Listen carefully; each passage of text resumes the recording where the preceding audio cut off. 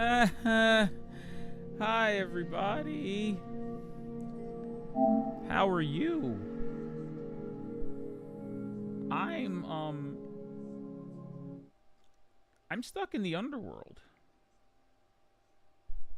It's a wonderful place to be. The other world. If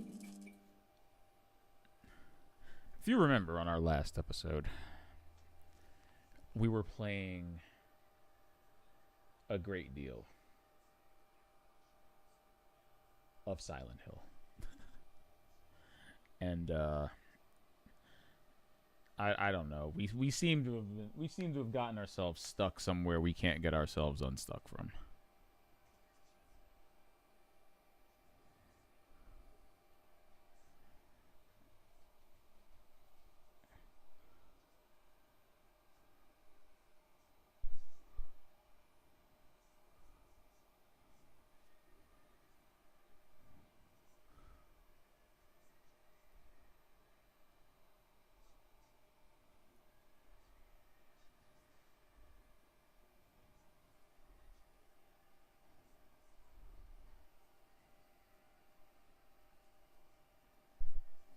Yeah, no. So my only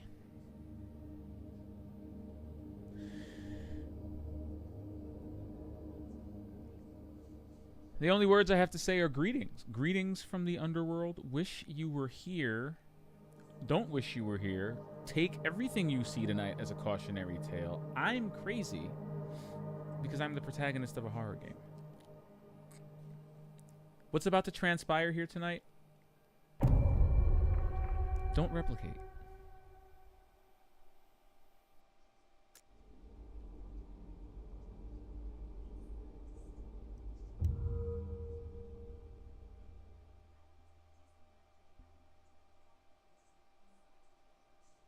Don't do a thing you see tonight.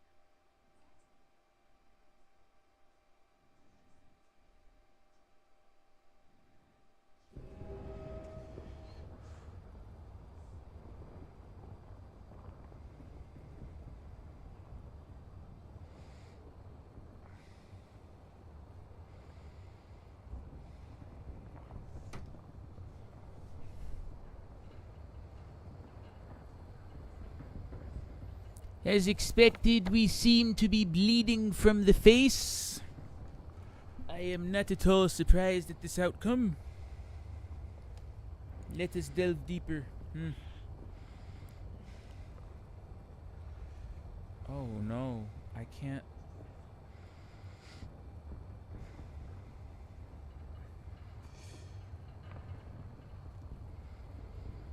I can't seem to find.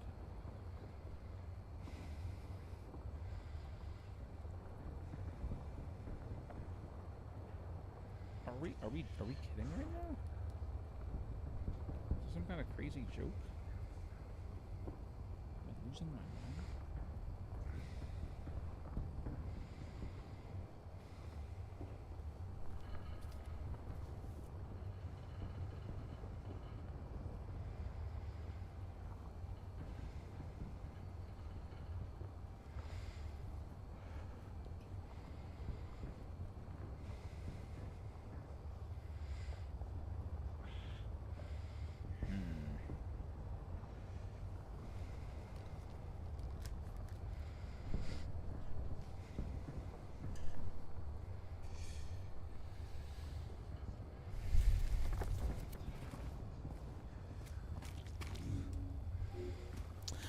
Okay, yeah.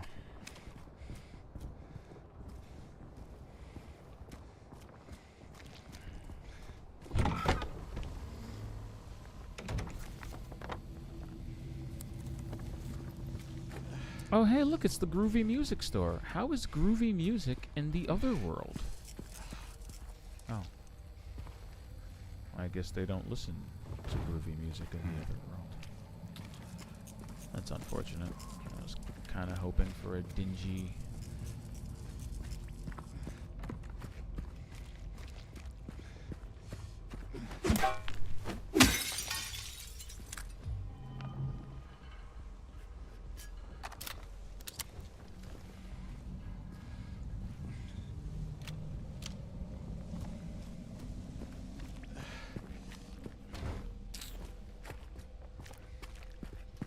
Doesn't that seem like a place that should be open?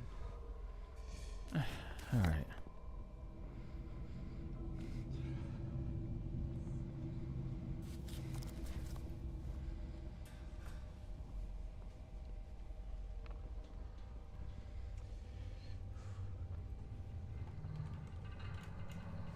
Aw, there's a familiar face.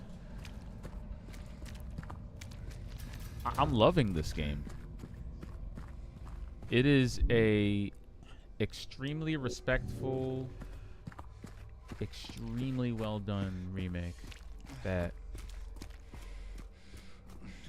honestly captures the soul of the original while kind of updating it in a bunch of interesting ways.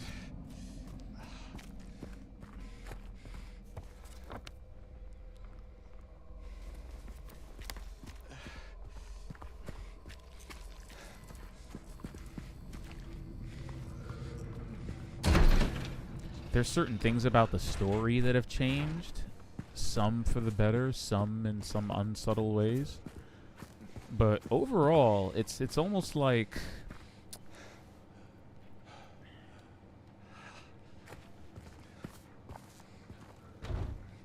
it's like watching someone else tell a story you know really, really well in a different way. And I respect it.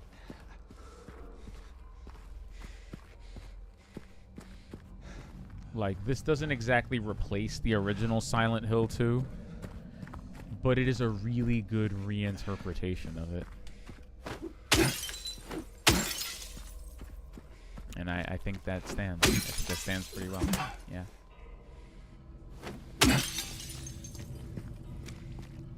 Ooh.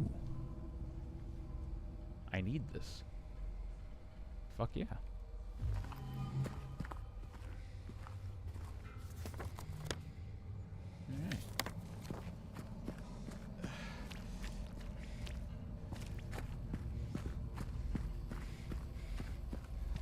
I also love this thing's approach to the way it does puzzles.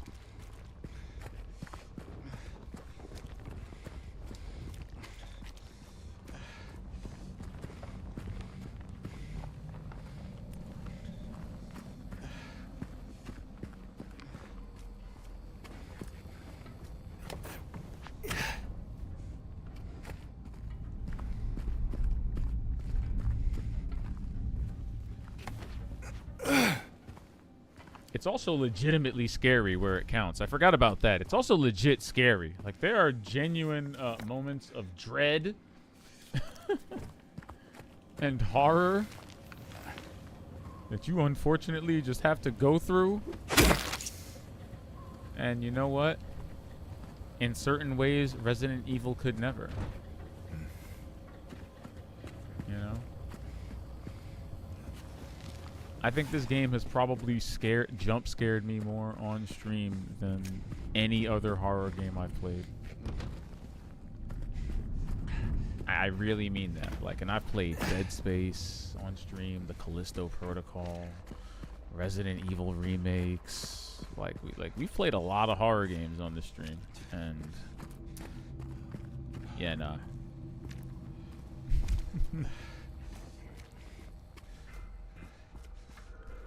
This game just has it. It does the thing. I don't...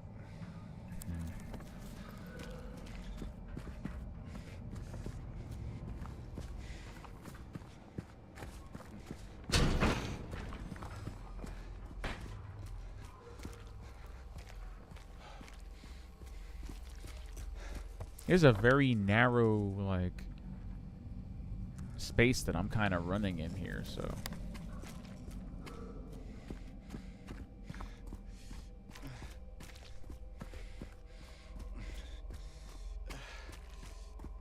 Like, I hate this. Right now, we're a little far through the game. We're about halfway through, and this is around the time where the entire town just kind of plunges into darkness. So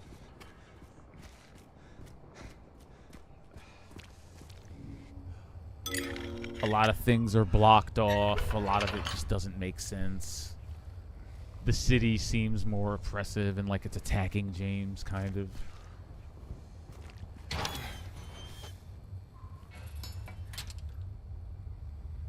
It's just not great. I don't.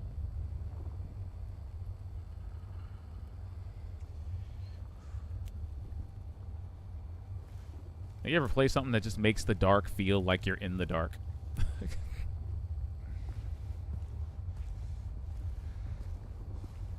This is a game where, like, even like having a flashlight clearly doesn't help you. Look at this.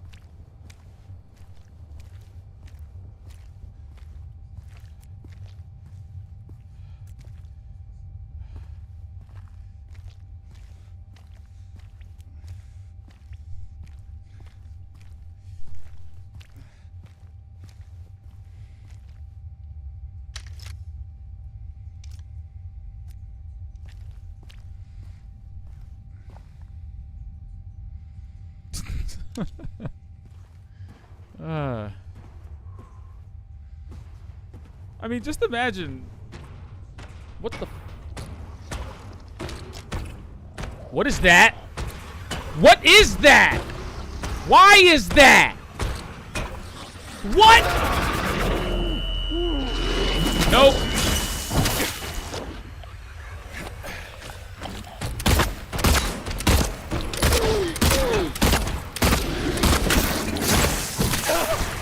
What is happening?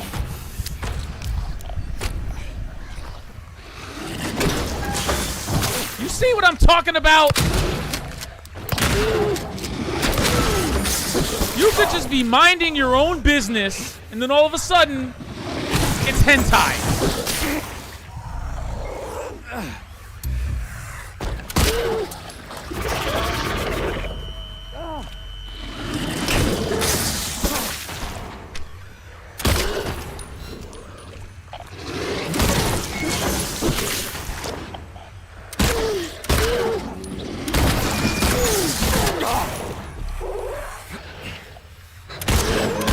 Bye.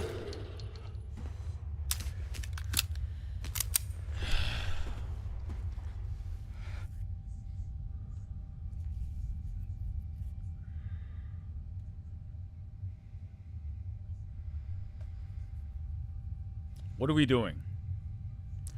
What are we doing? What is even happening? Why is it?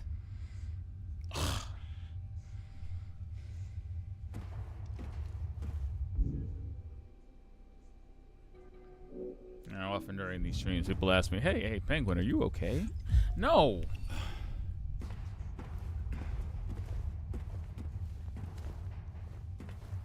No, I'm not. No. What the hell was that?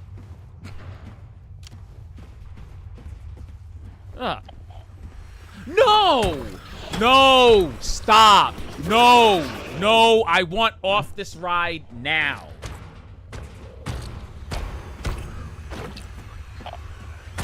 Brotato. Broski. Nah. I elect nah in this scenario. We're gonna get away from the grates, where it can't hurt us.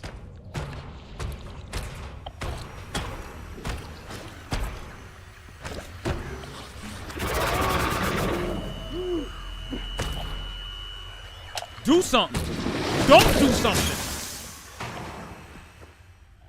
Don't do anything, in fact.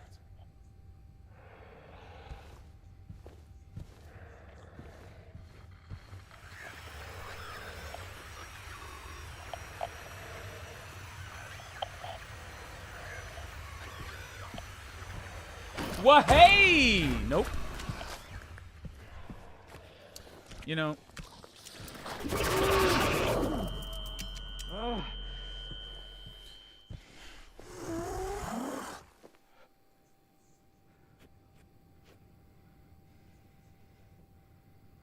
Alright. You see what I gotta deal with? Do you see what I have to deal with? Ugh.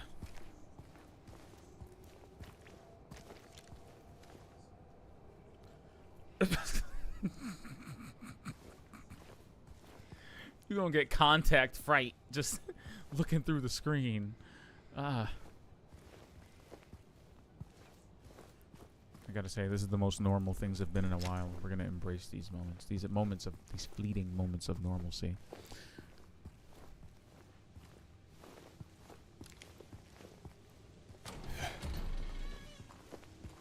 I can't see an inch in front of me even with a flashlight on, but we aight.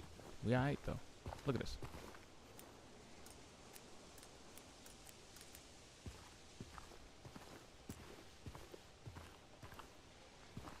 Okay, this is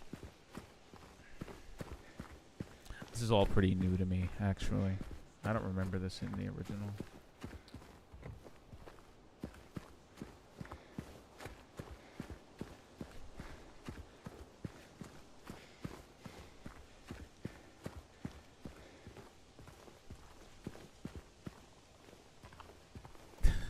That was. That was legit. That was legit scary. Oh my gosh.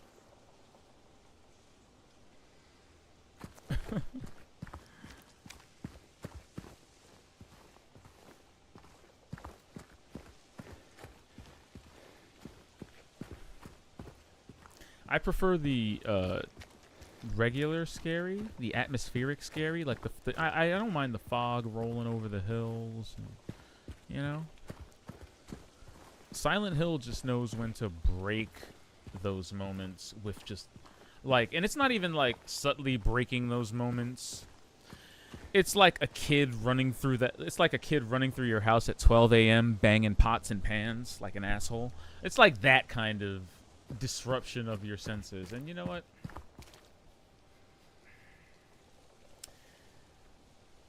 Oof. How far am I? You're up to the hospital? I'm a bit past the hospital. I'm a bit past Brookhaven and a little bit beyond that. So you're like maybe, yeah. You're a little bit behind me, but not too far. And you know me. I be taking my time. I can't read this thing. Maybe with the power of PS4 Pro, I'll be able to read it. Nope. Patrick Chester, son of Edward. He fought and died for the people, for liberty, and for all of our tomorrows. His memory lives on.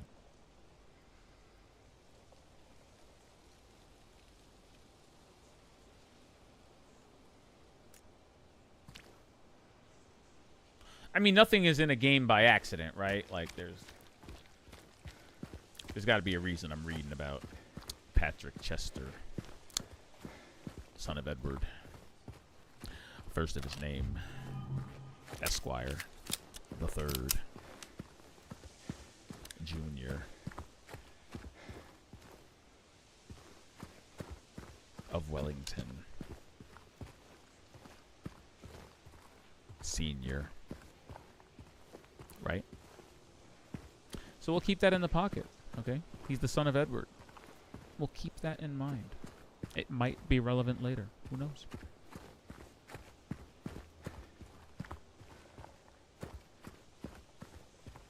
Door number 1. I don't like that it opened that easily.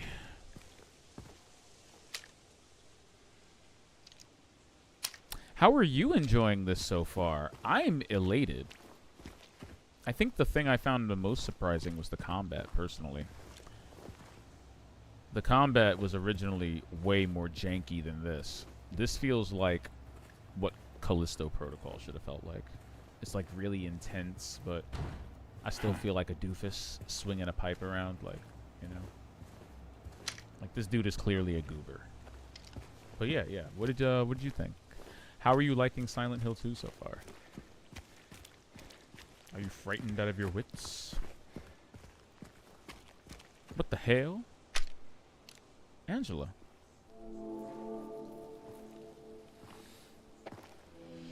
I feel for her. Hey. Are you... I'm still carrying her Are you knife. feeling better? This place is different from what I remember. I guess things never really stay the same, do they? Not if you're lucky. Yeah, I guess not.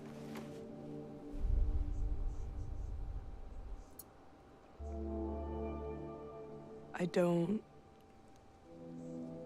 don't think she's here anymore, James. Who? Your wife, fool. My mama? Oh. She doesn't want to see me anymore. Why would you think that?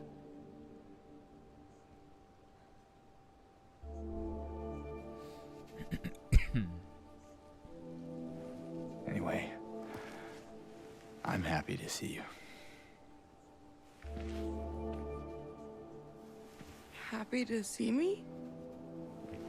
Alive, I mean. Oh. Yeah. Nice save, James. Nice save. I better get going. That was a You still good save. don't want me to go with you? If we stick together, we might just make it out of here. Out of where? This town. Silent Hill.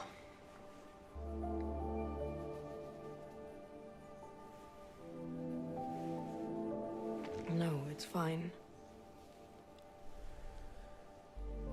Okay. Oh, you didn't happen to see a little girl around here, did you? A little girl? Yeah, Angela? Are you alright? Bro, you have to, like, you got to internalize this. Angela? No. She's playing a completely different version of Silent Hill than you are. She's playing, like, Please. she's playing Silent Hill 6 right now. You're still playing 2. You shouldn't be here. Angela, it's okay. No, don't touch me!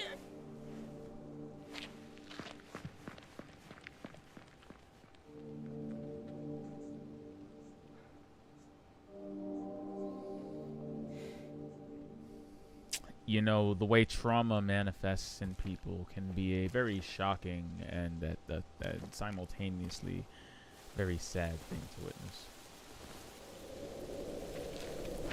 My sympathies. Angela is, what the hell is happening right now?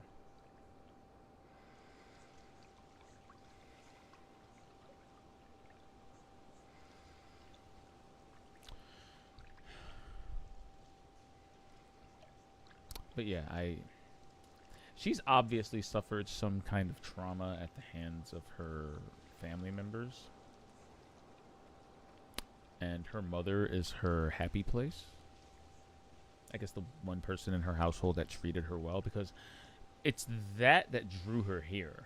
You know, she wasn't drawn here by her father or her brother. She was drawn here by her mother. In the same way that I guess James was drawn here by his wife. So there's a certain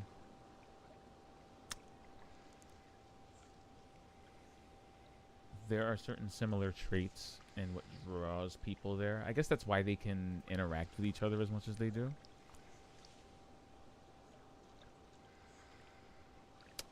But she's clearly experiencing, and I think that's a good hint for James, you know, that the things he's seeing and hearing in Silent Hill may not necessarily be the same things that she's seeing, hearing, and experiencing, you know. It's kind of interesting because he doesn't he questions it with Angela, like he's genuinely confused that Angela seems to be having a weird experience, but it completely goes over his head that Laura has been running around Silent Hill for like the past few hours. Like she's just been running around this monster infested town. That should be a clue to him that, you know, everybody's probably seeing a different version of the city, and that Laura's just clearly not infested with monsters and horrible shit. Otherwise, you know, she'd be freaked out and traumatized. She wouldn't be running around and drawing on the walls.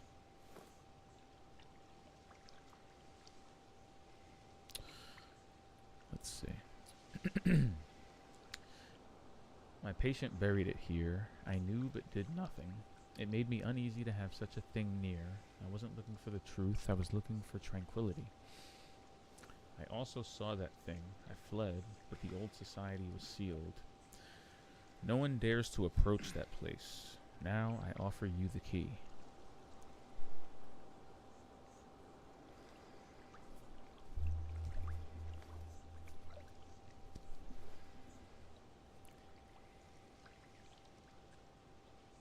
It made you uneasy.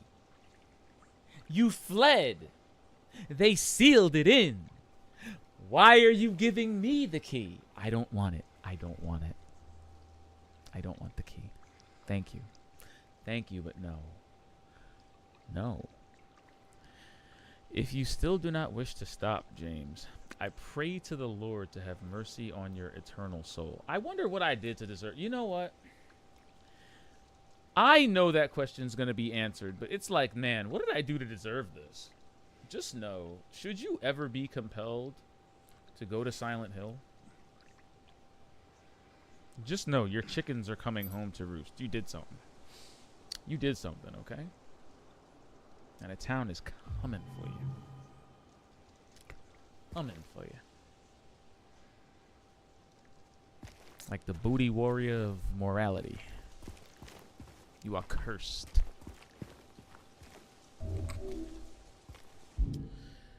Alright. A key. Okay. The Historical Society key.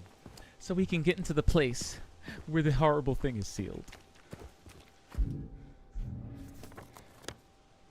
I don't know about you, but this is a great commercial for tourism in Silent Hill. I want to go. How much is a flight?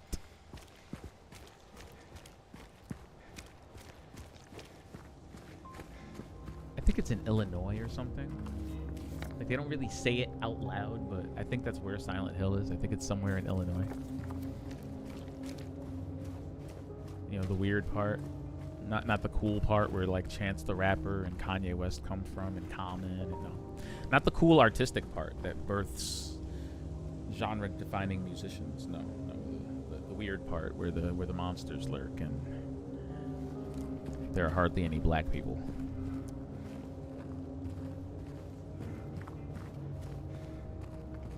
I didn't think I was gonna say it, but you know,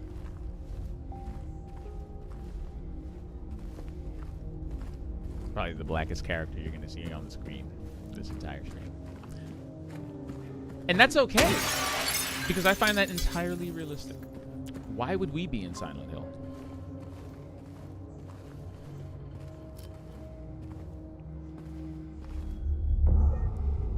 I'm pretty sure Silent Hill was a very diverse place at one point. It's just unfortunate that all of the black people moved out. They all moved, collectively moved away. And that ain't racism. That's just culture, you know. That's just culture.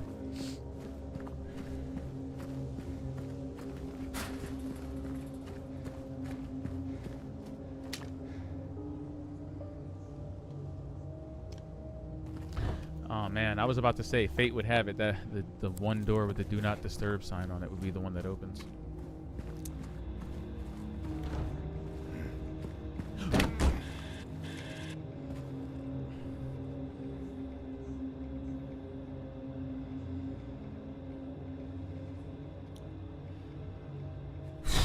You try like 10 doors and then the 11th one opens and that's the scariest thing that happens.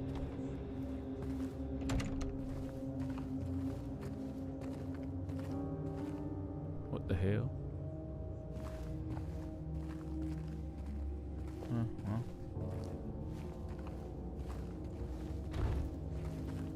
What the shit? Are you kidding me?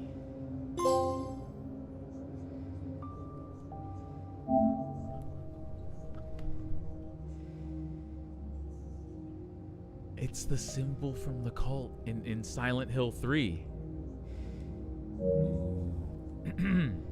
See, this is what I'm talking about. See, this is how you remake. Look at that. That is a dope Easter egg. Wow. Wow, I love that. We found that out by accident. I love it. I love it. I love it. See what I mean? Respect. That is how you achieve respect. They understood the assignment. Similarly, in the Dead Space remake, there are tons of there's like Easter eggs and audio logs and even parts of the story from Dead Space 2 and 3 that are like referenced in the remake, just making it feel complete in a really cool way. I love it when a remake reaches into the future like that. Just to like establish itself further in the universe. That's so cool. Good for you guys. Look, remake Silent Hill 1 next. Do that one. This is awesome. This is awesome. Do this again, but with the first Silent Hill.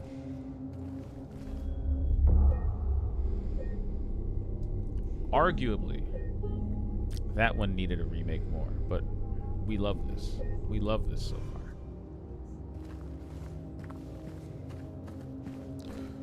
So we are seriously headed all the way up there in the upper left corner, right? We're like, yeah, we're in the upper left corner. So I mean, shit, after discovering something that cool, I'm sorry, man, we're just gonna have to check everything now. And this is why I've spent 18 hours playing this.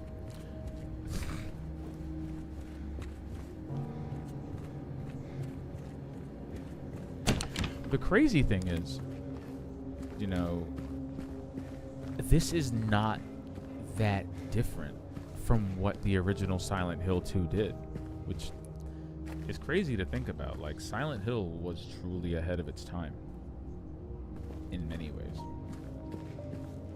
but this was definitely one of them, like having this huge town to explore.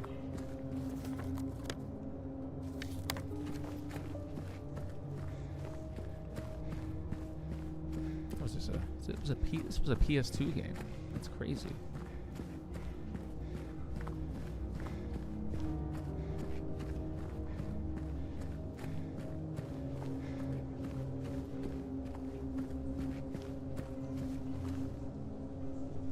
I remember I had it on PS2 and on Xbox, and I used to play them both and compare them. Like play one and then switch the inputs and then play the other one. The Xbox one sounded better. It had Dolby 5.1 and it had better lighting. Like the flashlight was incredible. But the PS2 one looked sharper. Its CGI was better. And for some reason it had a better frame rate.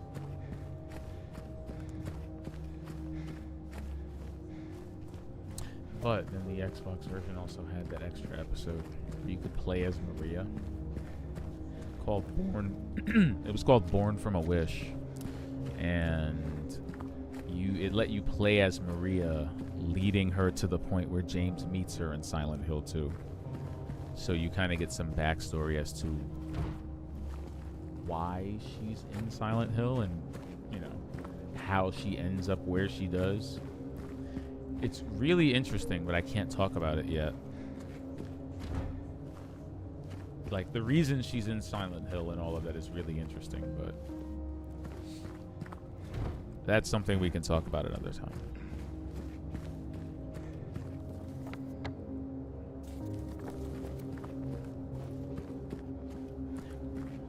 I don't even have to ask. I don't think they remade Born from a Wish.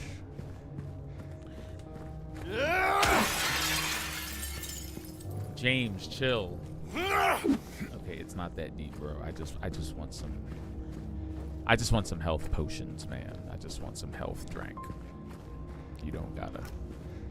That's a lot. That's a lot, bro. What?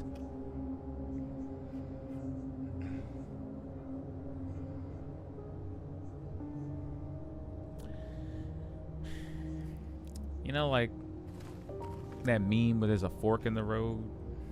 Yeah. Again, this is why there are no black people in Silent Hill. Okay.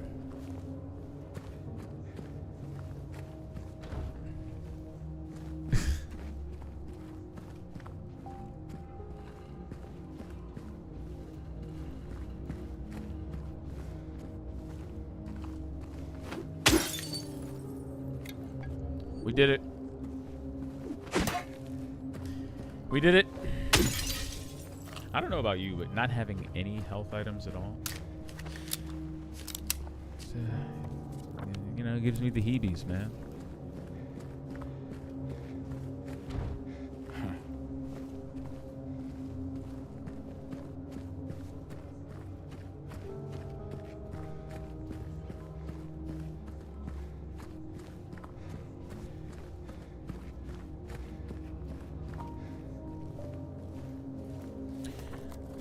Does it seem like the town is kind of normalized? Like, is it me, or are we out of the outer world? This is regular Silent Hill. You know what I mean? Yeah. This is regular Silent Hill. Probably at dawn. Like, it's clearly no longer nighttime. I just realized that. Like, all the freakiness is gone. The freaky walls and the freaky... Yeah. Why did I do that? Anyway, yeah, see, I'm not even using the freaky map with the smudges all over it, which... Absolutely gross. Yeah. All of his maps are from regular Silent Hill. Indeed. Well, you know what? Shout out to us. We made it. And shit, look at that. We get to potentially pillage a bowling alley. Let's go. Pete's Bowlerama. Oh, there's a pin. Man, I haven't been bowling in forever.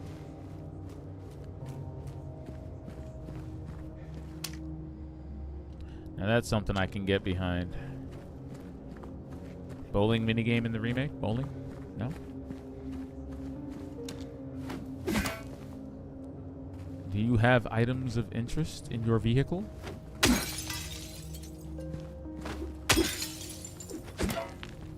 I don't know why they added this to the game, but it really makes James seem like a sociopath. Like, we were just fine with James running around finding random pieces of ammunition and health on the floor. But now James is like a psychopath who's like running around just breaking every car window he sees looking for items. I gotta say, in context, it's fantastic, but you're not beating the mental illness allegations, James.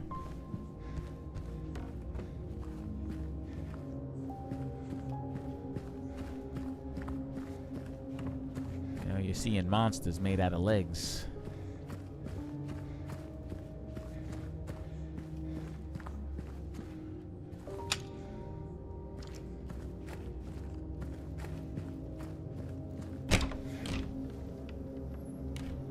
I gotta say, I'm kind of disappointed.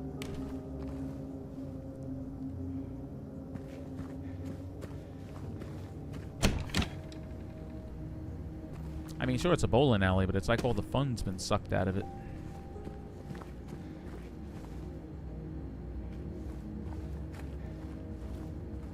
Ooh. But not the health items. Let's go.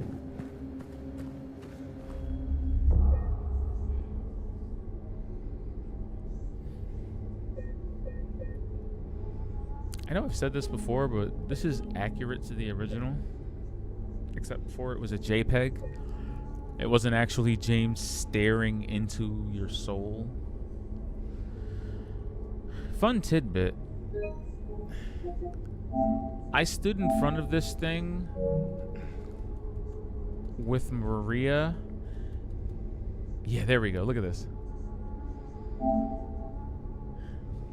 And it actually showed her like behind him, and she doesn't look, she doesn't stare. And what's kind of interesting is that while James is fixated on this thing, Maria isn't. Maria's just looking around and flipping her hair and doing all sorts of other stuff, which is very interesting. That's a detail we shouldn't overlook. She's not drawn to the red cube the way James is. But I thought that was a nice little detail there. Like, when I went to save my game with her following me around, she was just chilling. Yes. There's your Easter egg. Any horror. So, this place is empty. There is no fun in that. I mean, shit, the lights aren't even on. Boo.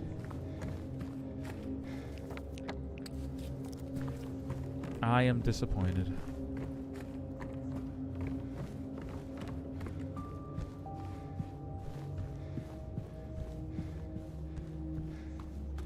But we found a syringe.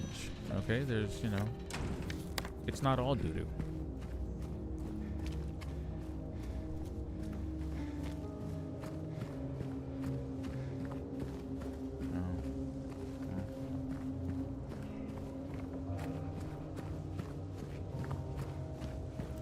I gotta say, Silent Hill is really interesting when it's not trying to oppressively beat you down.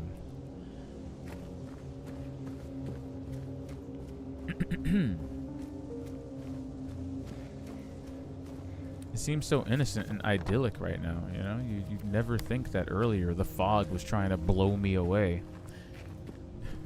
Which is a real thing that actually startled me. Like, I think I said that in the other stream. At the beginning of the game, the town really seems like a hostile force to James. The original did not do that at all.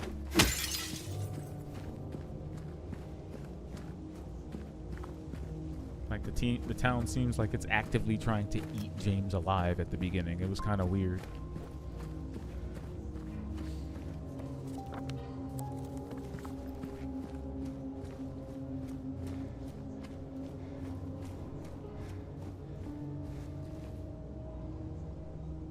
Plantation ass looking. Anyway, can we talk about how how making James pull out the map in real time like this has such serious implications to the game and the way you play it? Because, you know, in the original, if you were in a hallway with a monster in it, you could just whip out the map, check and see where all the exits were, and then plan your escape and run away because the game was paused while you looked at your map. But now that you look at your map in real time, you kind of have to do the same thing, but while monsters are still able to walk towards you and eat your face.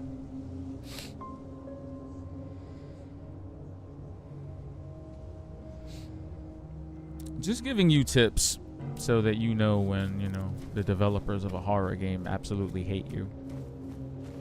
Just like when they're good at their job, yeah, that's how you get mechanics like that. That's how you get mechanics like pulling out your map in real time. Nobody asked for that. But now look at us. Hell, you can even turn off your flashlight and on. It's in real time. Here we stand, looking at our map, out in the open. Fucking hell.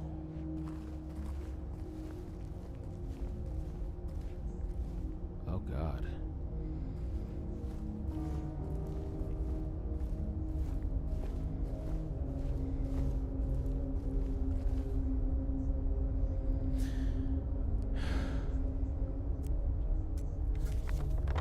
I've always found the very edges of Silent Hill to be an interesting area. Or at least, and I think this game does this really well, it represents the edges of the town as like an unknown and yet intensely hostile thing. Like whatever's keeping you here is not nice. It's like a menacing rumble exists at the edge of the town. The roads are always either broken or demolished, and there's like this menacing rumble that sounds like it's just beyond the fog. Almost to let you know, like, you're not going anywhere. It's a scary, unknowable thing. I love that, and I love that they preserved that in this. The audio design in this is impeccable.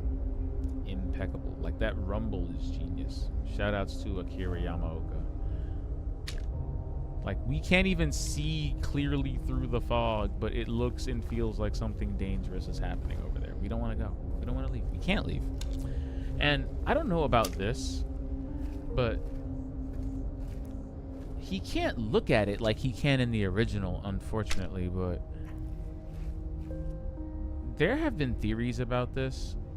In the original, his character model looked more similar, but people have theorized that this is James, or a version of James, and that he is stuck in a loop. Like he went into Silent Hill and never came out. And that this is one of the many times he died. Maybe trying to escape the town. That's a crazy ass theory. But it is in fact a theory. And really cool and interesting that they kept it here in the remake. They made it look more decrepit. It looks a lot less like James now. But I mean, if you squint and stretch your imagination enough, you can kind of just give it the same meaning. It looks like a molded, decrepit version of someone who died at the edge of the town.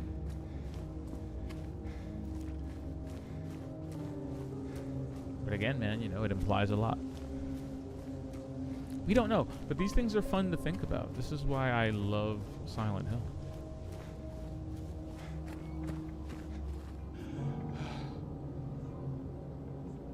I don't love that we're about to go into the place that... wait.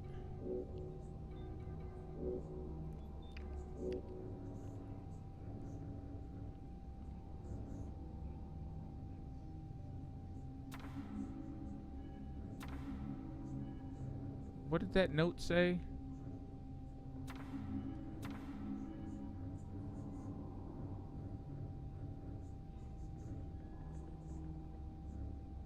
Oh, man. That's one thing that eats me.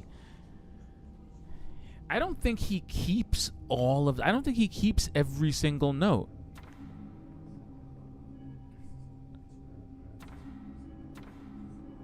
Oh, well, while we're at it, how about this?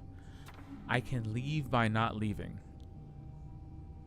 I can only leave by not leaving.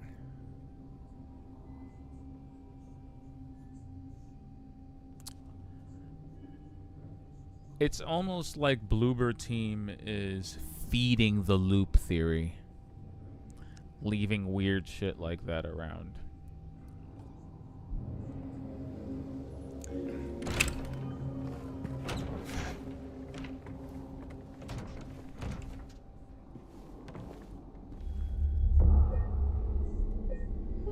Here we find ourselves again.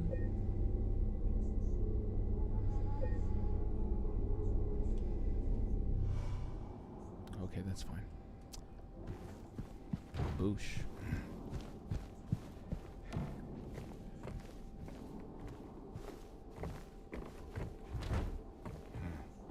Oh.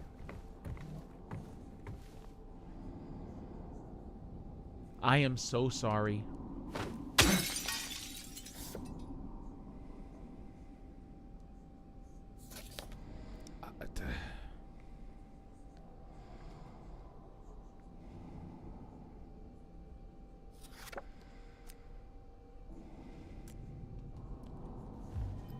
I don't understand those at all.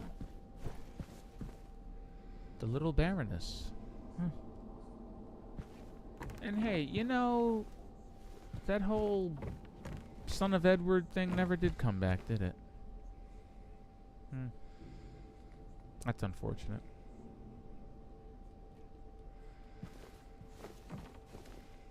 Asshat.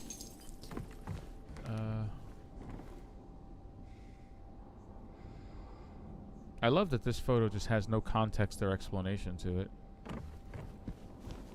Wow, look at that staircase. That's beautiful.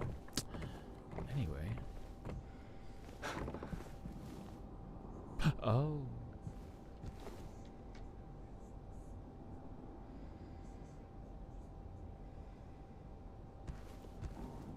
It's him. Yes, James, A misty day, remains of the judgment. So, the judgment. So he's an executioner.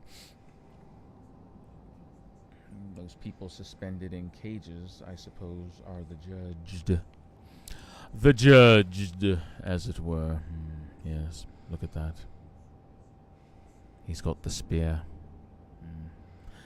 The same spear he killed Mary with. Yes. He judged my wife. Yo, out of here with that.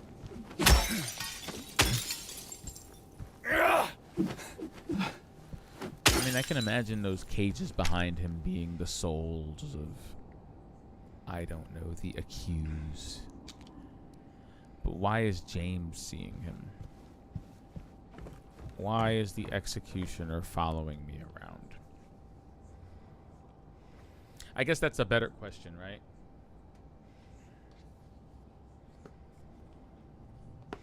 You know, like when, again, I'm going to keep using this metaphor, you know, like when your boss calls you in for a review, it's like, what? What did I do?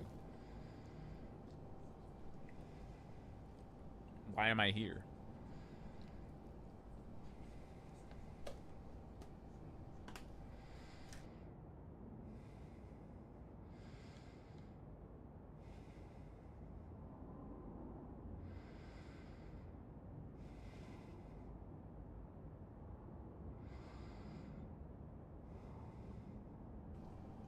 Whoops. Hello? My mic had a senior moment. Hello. Alright, Alan Smith, date of birth and death unknown. A depiction of the local area. The style indicates it was done sometime around the 1820s when the region was far less populated with sparse infrastructure. What the fook? Why does that sound like the description for this photo? Are pictures in the wrong place and I'm gonna have to... Title unknown, author unknown. I mean, clearly that's the Holy Grail. I mean, you know, clearly. I've seen Indiana Jones and the Last Crusade. I know the Holy Grail when I see it.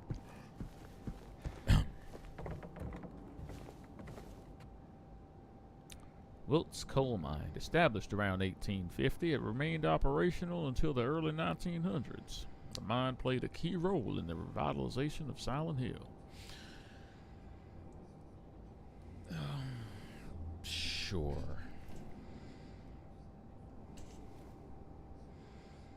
Fine. Excellent. Hey, it's life. How's it going? How's it going? How's it going? How are you? I'm terrified. But, you know, that's it's to be expected, given what we're playing.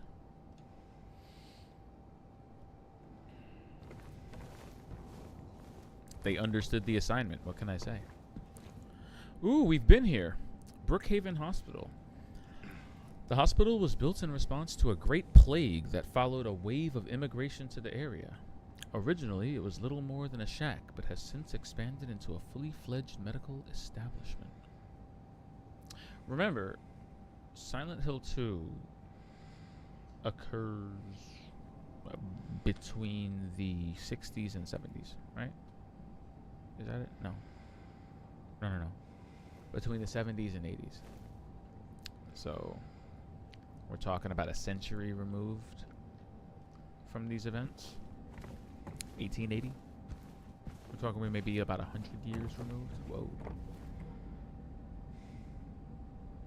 John Wick.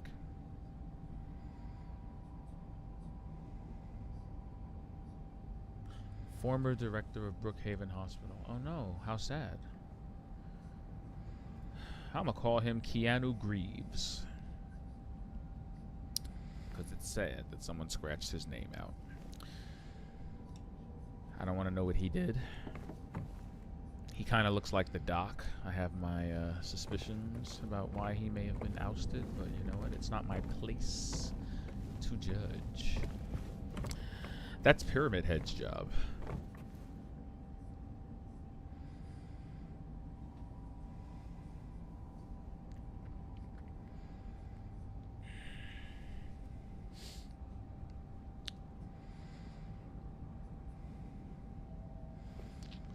I'm gonna put a pin in that. Something tells me this will be relevant later.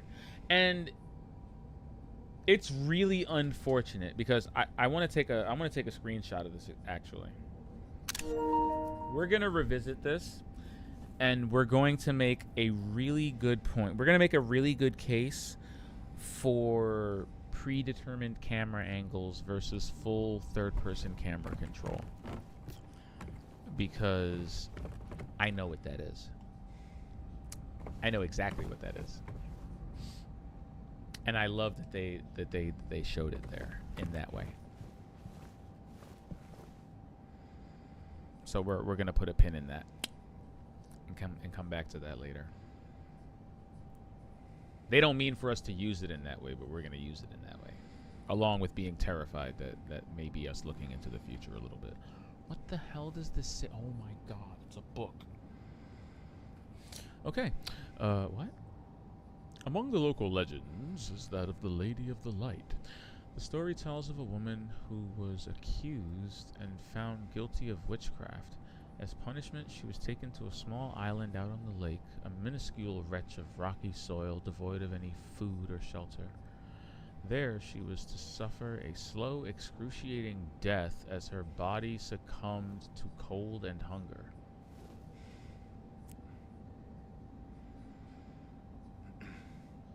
Damn, bruv. However, unbeknownst to the rest of the town folk, there was a young man among them who, having gazed into the woman's eyes, as bright and as beautiful as a midsummer's moon, had vowed undying love for her. Oh no. When she was convicted, wrongly as he believed, he swore that he would not let her suffer such a cruel fate. While waiting for an opportunity to abscond with his beloved, every night he would sneak out and row across the lake, bringing her food and something to keep her warm. And every night the woman would stand there on the shore, holding a lit candle to help him find his way. But then, one night when the day was exceptionally clear, devoid of even a wisp of cloud, The young man set out on his nightly escapade. This is kind of cool. This is kind of compelling. Let's go. Let's keep going.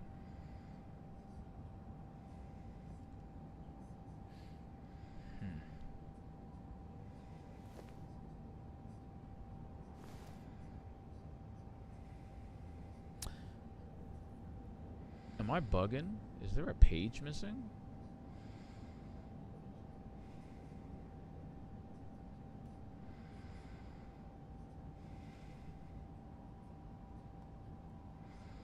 Stylistically, we're missing a page. I'm gonna have to read the text instead of reading the book. I like reading the book instead of the text, but hey, this is the path we've chosen. Anyway, as always, blah blah blah. Oh, there we go. Baba baba baba. Where were we? There we go. As always, he would look out into the distance, looking for the light in the darkness that would lead him to his beloved. On that night, however, the moon shone so bright and so vibrant, stronger than any candle could. Seeing the light's reflection in the water, the young man was led astray. He rowed and rowed and rowed, following the reflected light, hoping against hope he could reach it. He did not care for his aching arms or the shortness of his breath, utterly mesmerized by the illusory light. When his boat tipped over, the man was so exhausted from rowing, so weakened were his arms, that he was not able to swim to shore. Thus he succumbed to a watery grave. Oh.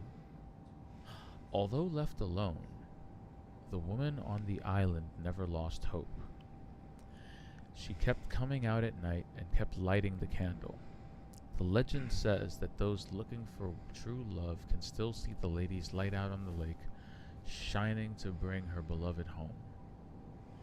While the story is clearly meant as a metaphor and a cautionary tale, it is, to a certain extent, rooted in reality, as this area has indeed seen its share of religious persecution, such as that of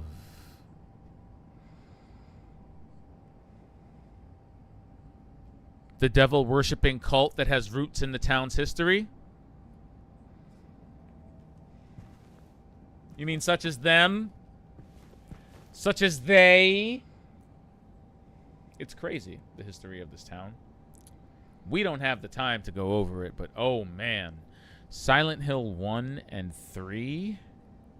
Woo! Woo! That is the dark history of this town laid bare. Oh man, is it? Heather is yeah, and Harry is Alessa, oof. So much to say.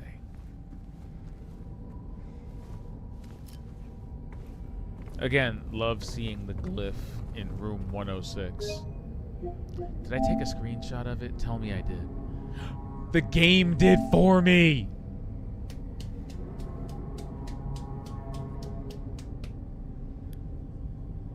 Ah! They took that moment of realization where I went, oh shit, it's the Silent Hill 3 glyph. That's cool. But yeah, there's a reason this town is so screwy. Okay, religious person. This town has seen its share of religious persecution. If only. If only. The predominant religion in this town was supposed to be Christian. Unfortunately, you know.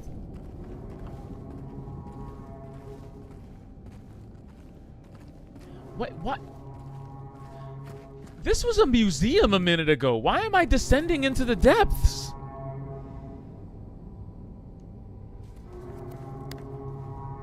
What is that sound?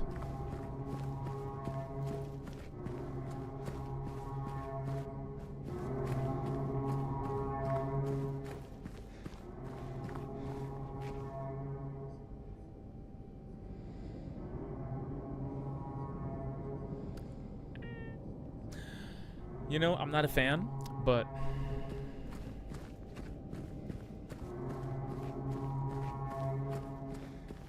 This is a would you kindly situation. I mean, again, any argument I have against doing whatever it is we're doing tonight is instantly complicated by the fact that we are here following a letter from my dead wife.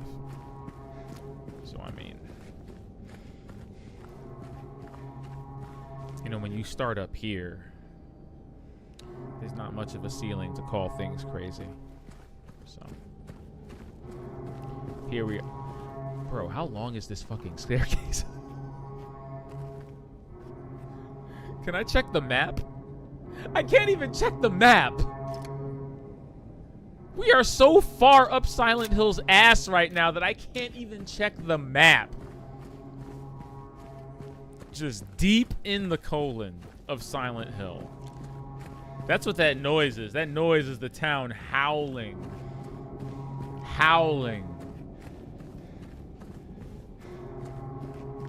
Howling as I keep getting, like,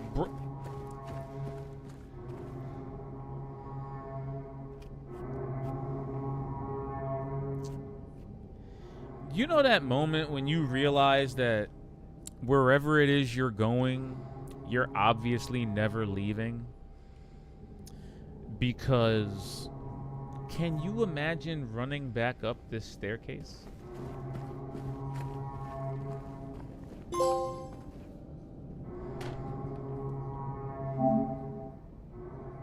When the trophy hears what you're saying and basically calls itself into the abyss. Reach the end of the long staircase. Ha ha ha ha.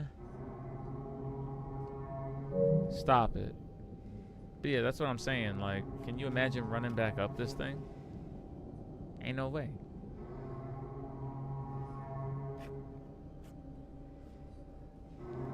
Whatever this is, we're not leaving. We're stuck down here.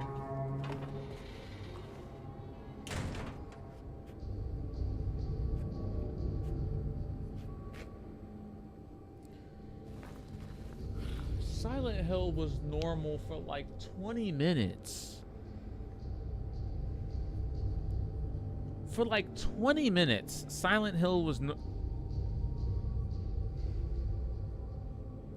whatever passes for normal in Silent Hill was that for like 20 minutes. And then we just went immediately back into madness. I can't. September 11th, 1820. Toluca Prison. Toluca Prison?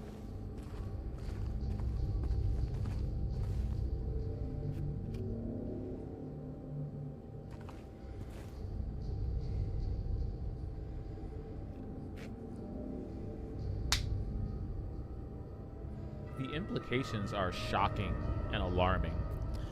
Like, I know this town is built on an extremely evil and desiccated skeleton, but we are acknowledging that there is a prison deep within the colon of the town. So far deep, in fact, that I'm surprised this place isn't hot from being right next to the Earth's core. But, I mean, we'll revisit that after we acknowledge that there is a dungeon underneath the town of Silent Hill. Who or what gets imprisoned down here?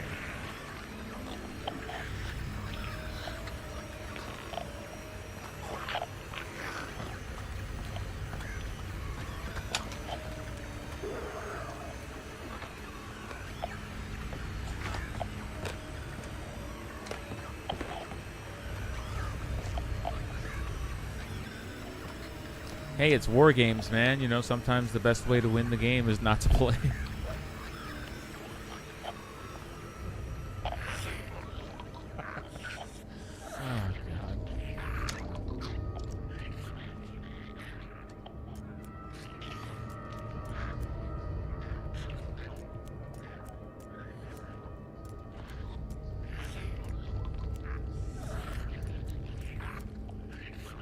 SOS, right?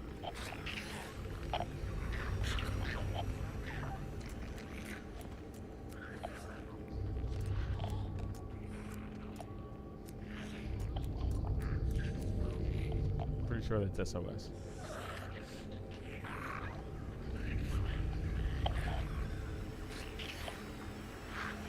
I think that worked. So we're gonna sneak up on him and beat it in the back of its thorax.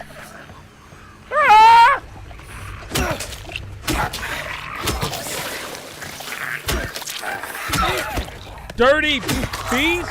Out of my house! Ah! D-block!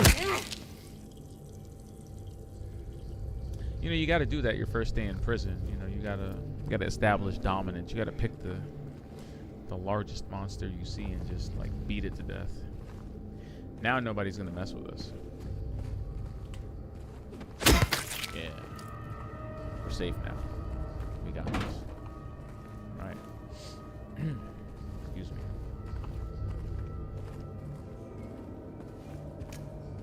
That was intense, right? He didn't stand a chance, though. Did you see that? He didn't know what hit him.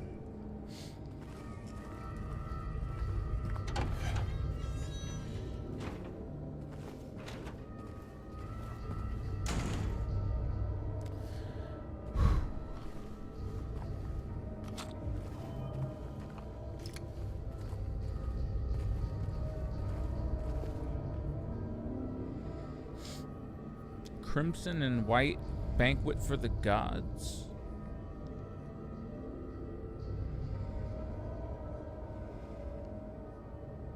Didn't I tell you? I told y'all. Death by skewering? An execution at the prison. Death by skewering or strangling.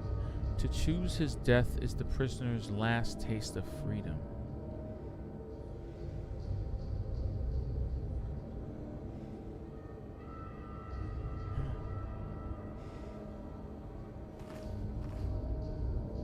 Toluca prison camp.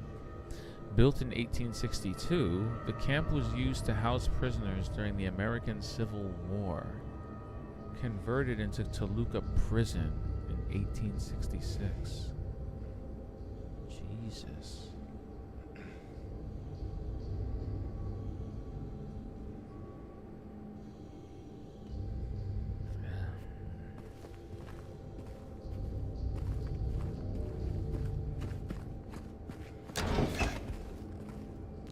So odd that Toluca prison exists in one of Silent Hill's weird pocket dimensions.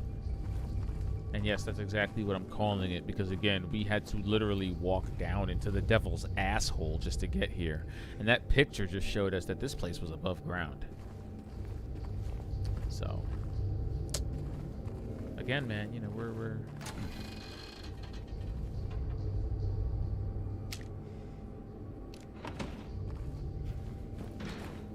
picking up what you're putting down there, Silent Hill. Oh yeah, hold on. Oh! Okay, sorry, I needed that. I did. But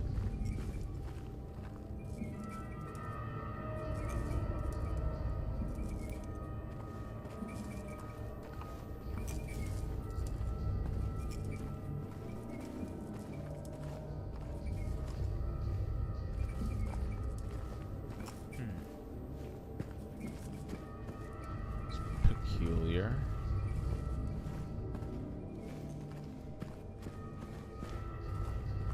No, this is where this place feels like a maze. Oh God, it is a maze.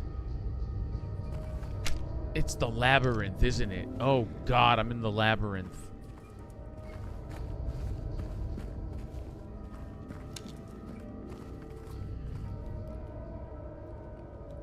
Back when Silent Hill predominantly had predetermined camera angles, this place felt a lot more oppressive and a lot more... It's so funny that I just started talking about that. Because didn't I say we were going to do this? Didn't I say we were going to do this? Okay, so does anyone recognize this room? We're gonna do this. Look at this. This is exactly what I'm talking about, fam.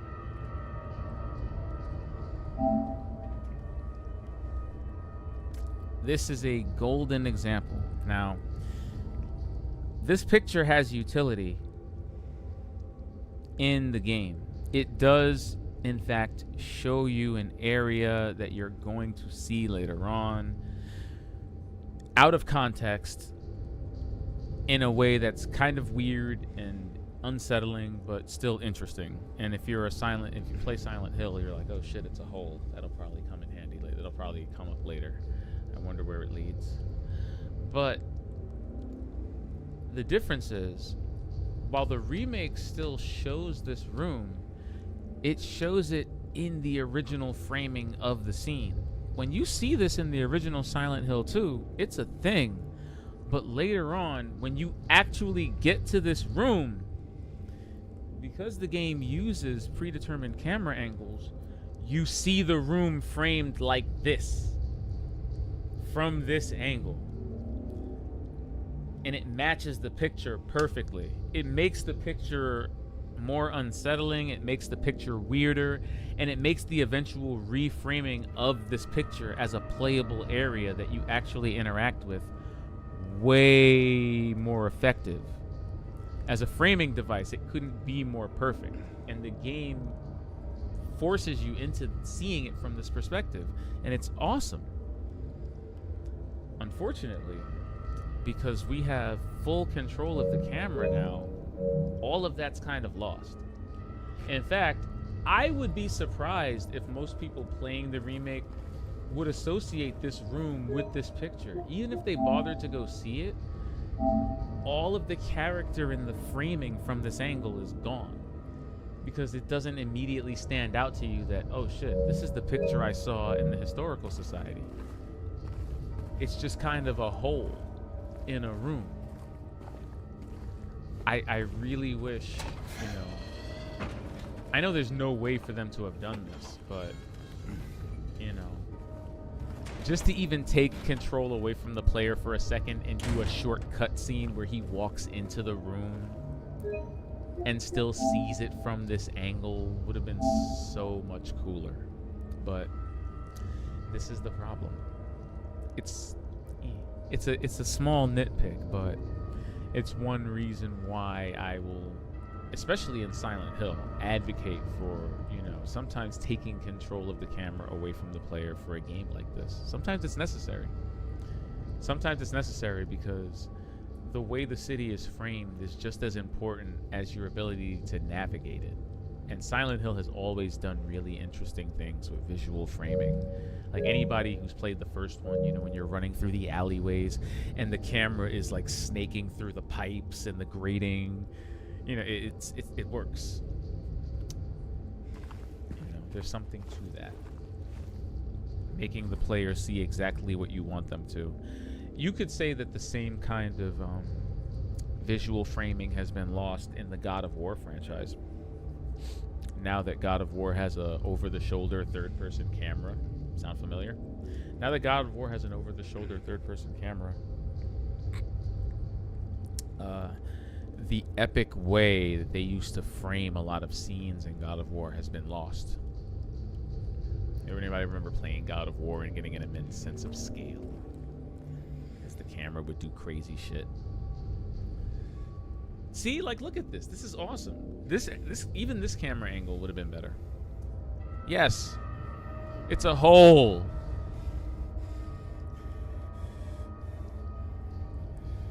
I love that.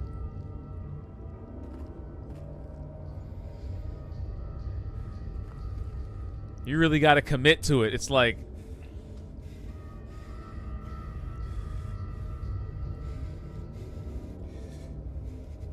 is it going to ask me again? Because if it does, 10 out of 10. Okay. Okay, fine. I'll settle for 9. I'll settle for 9.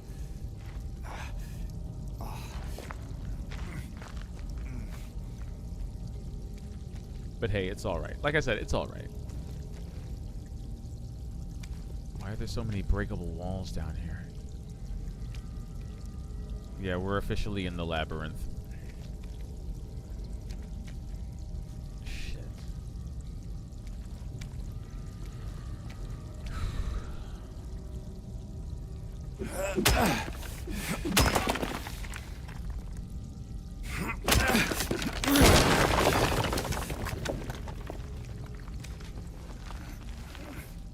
If you think I'm looking forward to this, I'm not.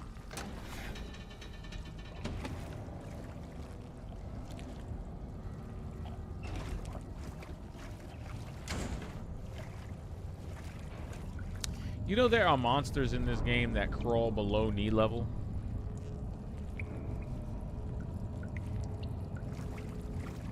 And we're in knee-deep water?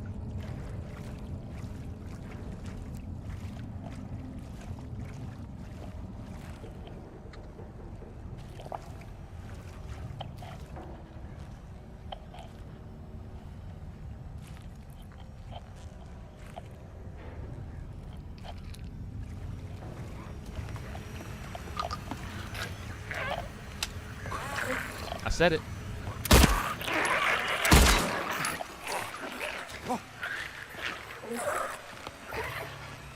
Brooklyn, fool!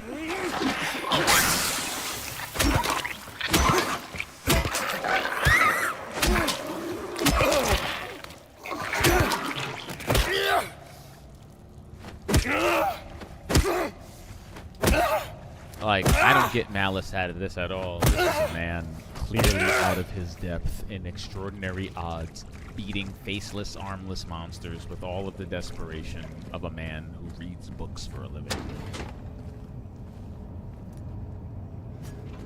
Good Lord. Is this a save point?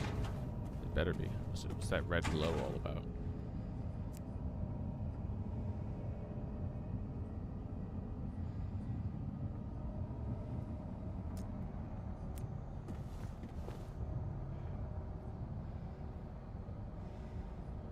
I have trust issues.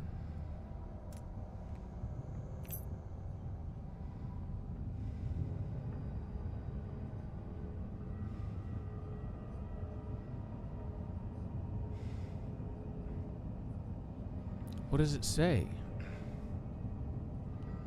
You're not letting me rotate it all the way, you heathens. What the shit?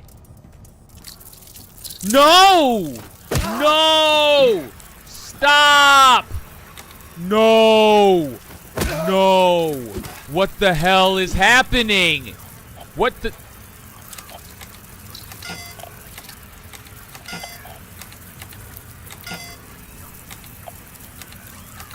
Dickheads!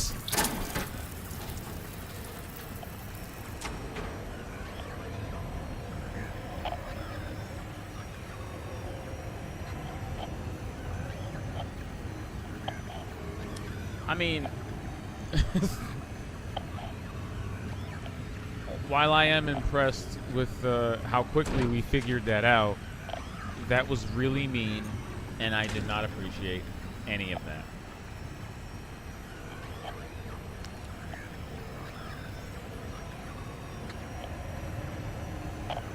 Can we just chalk that up to really good game design, though? Because, wow, it was immediately obvious that there were 3 highlighted keys, that there were 3 possible numbers you could punch in, and only so many combinations you could punch in desperation before it let you go. Can we just, like, can we appreciate when good game design happens? I know I keep breaking, like, the... I don't mean to, but it's... Fuck. Ah. This game is good.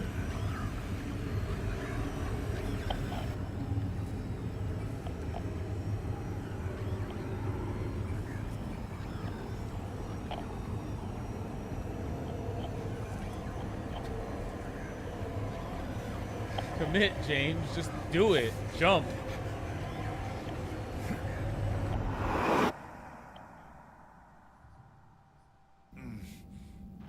Like, when do you realize you're literally in hell?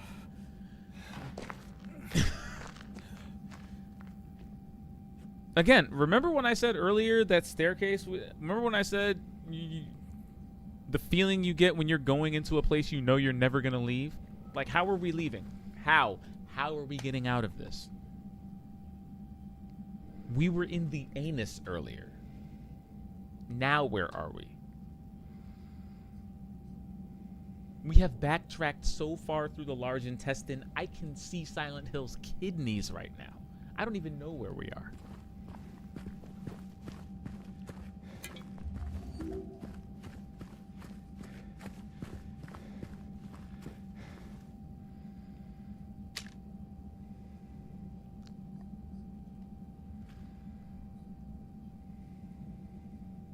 What kind of menu is this? What is this? Mainline menu. Grits with lard. Boiled meatloaf. And listen, from one person to another, if anyone's trying to serve you meatloaf and they separate the words meat and loaf, like they don't write it like one whole word, one single entity, don't eat it. They're weird. And they will cook your food weird. Beans.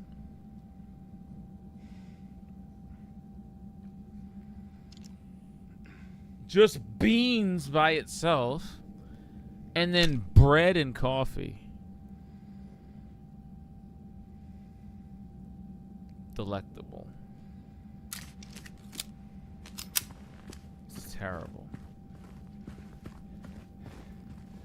Prisoners are eating grits with lard, boiled meat loaf. Remember, not meatloaf.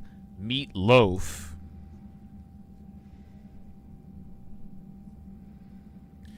Beans. And bread and coffee. It's March 13th. It's winter, fam. It's cold. And this is the menu.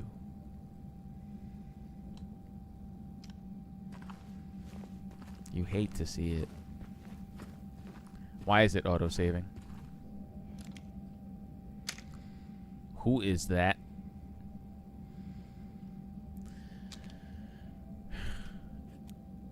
I mean, they practically have a spotlight on them.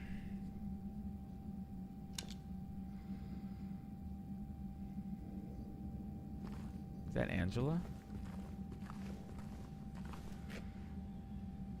Eddie?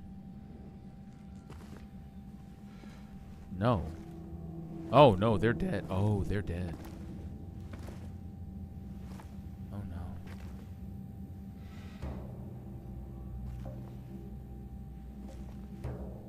Ain't no big deal. Just put the gun to their head and...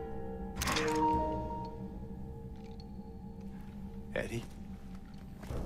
Oh, hi, James. What happened here? Who was that? I don't know. It just came out. From behind a table? Okay. So he attacked you. While sitting at a table. Yeah, that's right. He made me do it. Okay, calm down, Eddie. Any idea why he would do that? While sitting at a table? I don't know. He came out of nowhere. From a sitting position at a table? Tried sneaking up on me in the dark. While sitting at a I table? heard footsteps, so I turned back and he was right there. Footsteps? While sitting at a table? And you could tell that he wanted to hurt you. Well, yeah, I mean, the way he looked at me, I just had to do it. He looked at you. I thought you said he came at you. Yeah, I mean, I could see it in his eyes. His eyes. Looks like he was shot in the back of the head. Looking at me, making fun of me. The body is slumped I forward, told him not to, but not backward. he didn't listen. Eddie, you can't just kill someone because of the way they looked at you.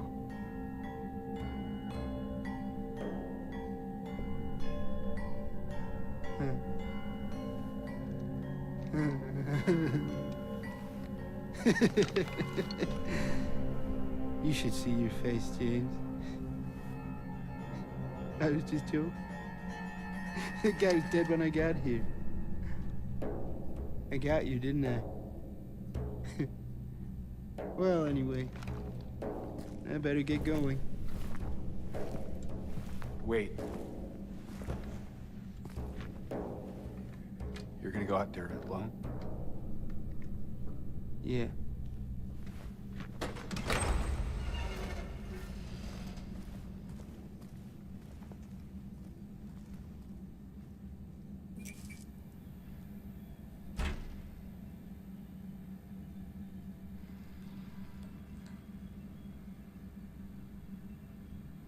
So that's really, I liked that. That was compared to the same scene in the original. There's a charm to the original Silent Hill 2's voice acting, but in hindsight, it is really dog water. Scenes like this actually played out the same way. I can say for the record that this scene was really, I liked the way it was done. The voice acting is definitely more grounded. I remember James sounding like, Eddie, you can't just kill someone because of the way they looked at you. And like the inflection is totally different on James's end. And in this one, you know, I feel like yeah, that was good. Eddie is a terrible liar though, because that's red blood. Red, it's red. It's fresh. It's that dude is dead. And he came at you from a seated position at a table. His head is forward. The gunshot wound. He was shot in the back of the head. But you know what? I like that James is a much smarter man than I, and you know, I feel like he towed the line of not angering what was clearly a violent psychopath, a violent, murderous psychopath. I'm glad that he stayed on his good side, because, you know, the hell is that?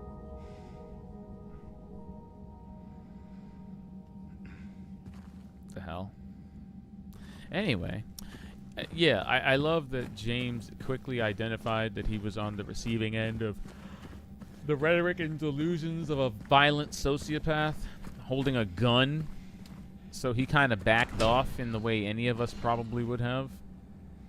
You know, I'd rather have him on my side than not on my side, but, you know, it's only a matter of time, fam. You don't peacefully coexist with violent sociopaths who make up their own reality so that they have the justification for killing others. It's just not what you do. It's just not what you do. So, you know, que sera, sera.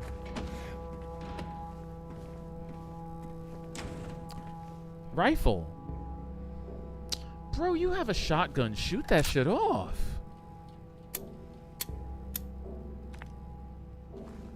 It's okay.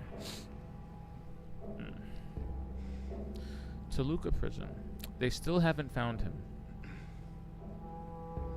We're off to a great start.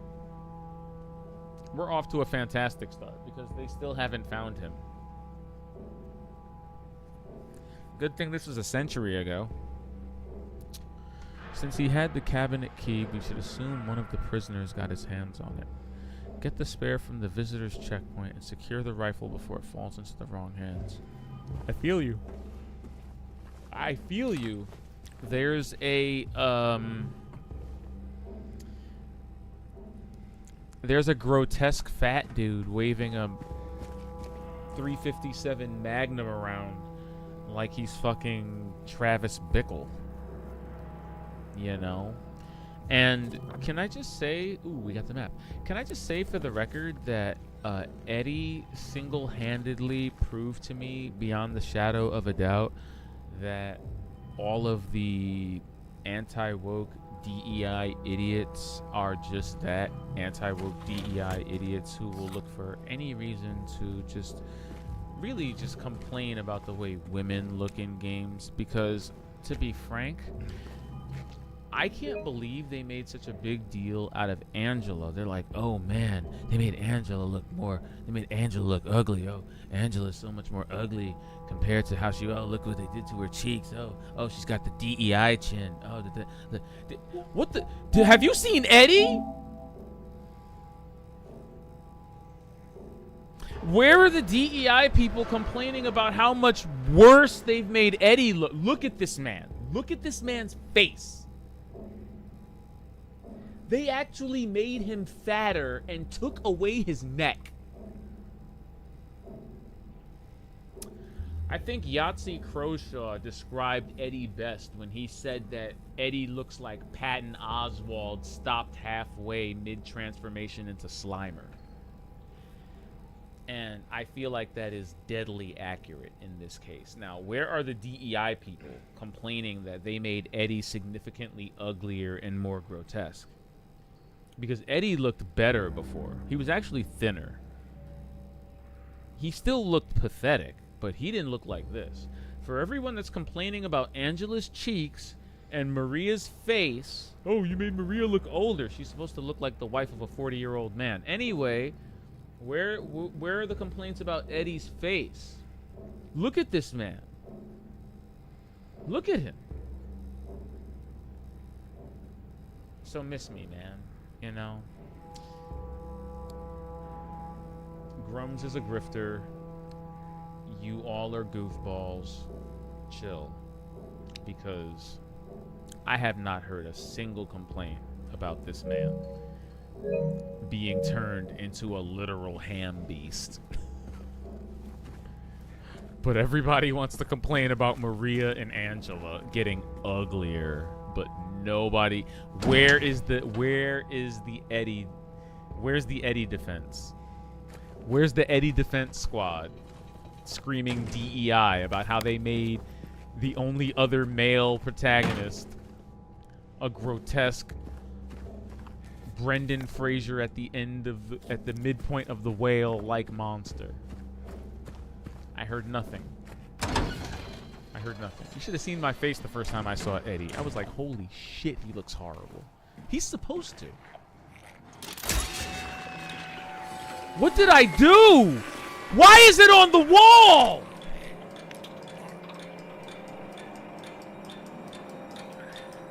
Is that temporary?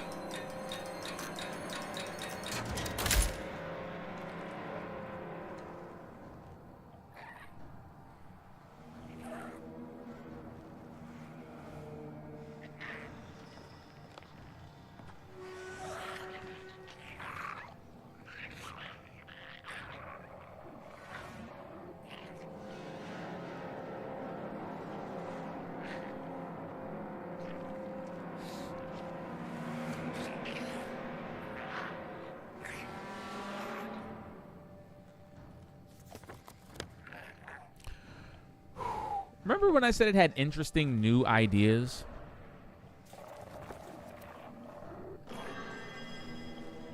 This is what I'm talking about.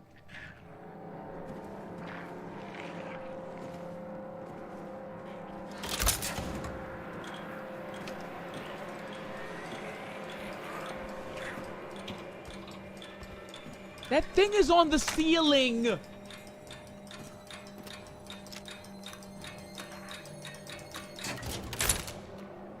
I need a moment. That thing is up there cackling on the ceiling, and I refuse to stand for it.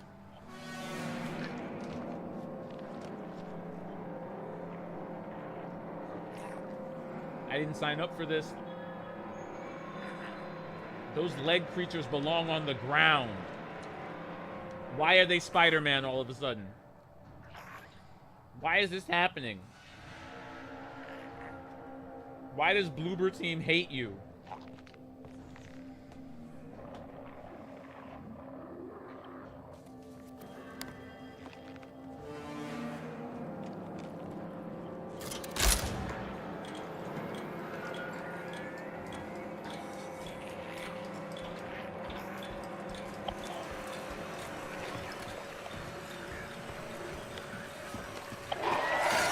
Nope.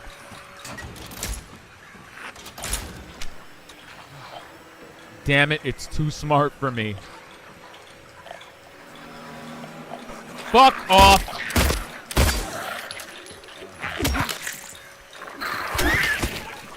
Get away from it. Get away from it before it spews!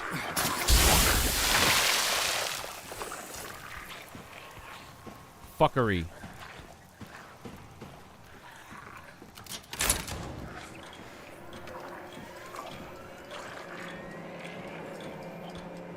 Oh, it's a deer face. I love seeing him right on the map like that. That's so cool. Oh, God. I'm so terrified.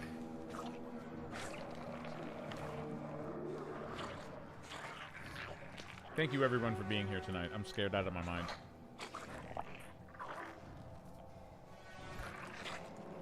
Not really, but I can hear that thing chewing on something, and, you know...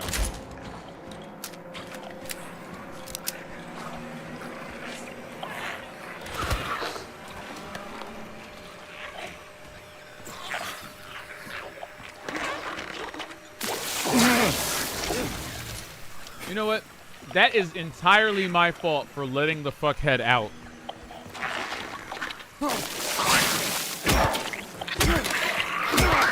I didn't have to do that. But I did.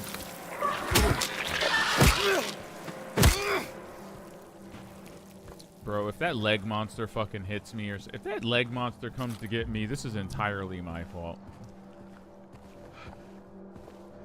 I don't know why I'm playing with death like this.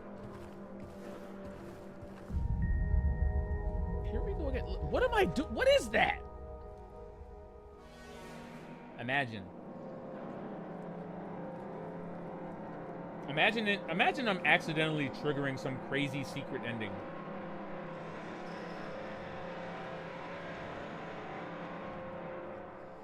Just imagine.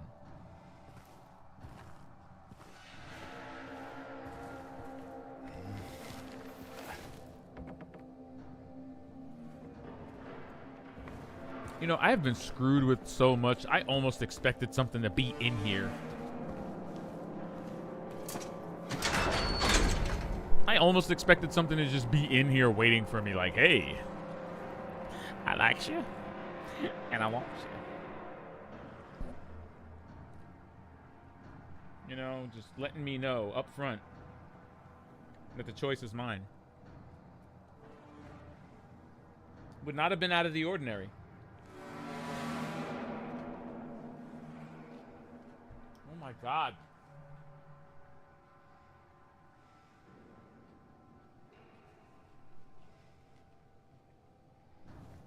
Akira Yamaoka, what is this music?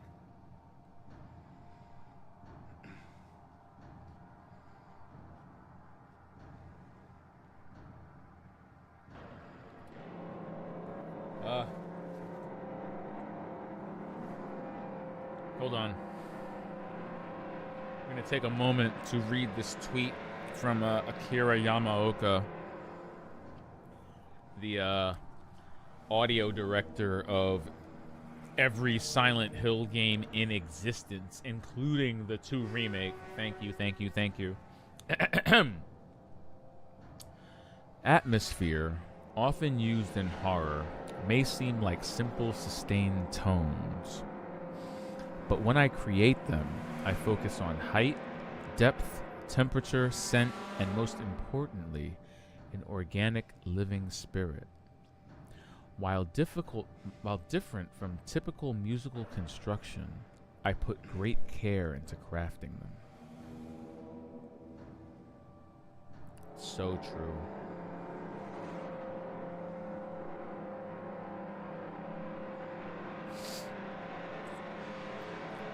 So true.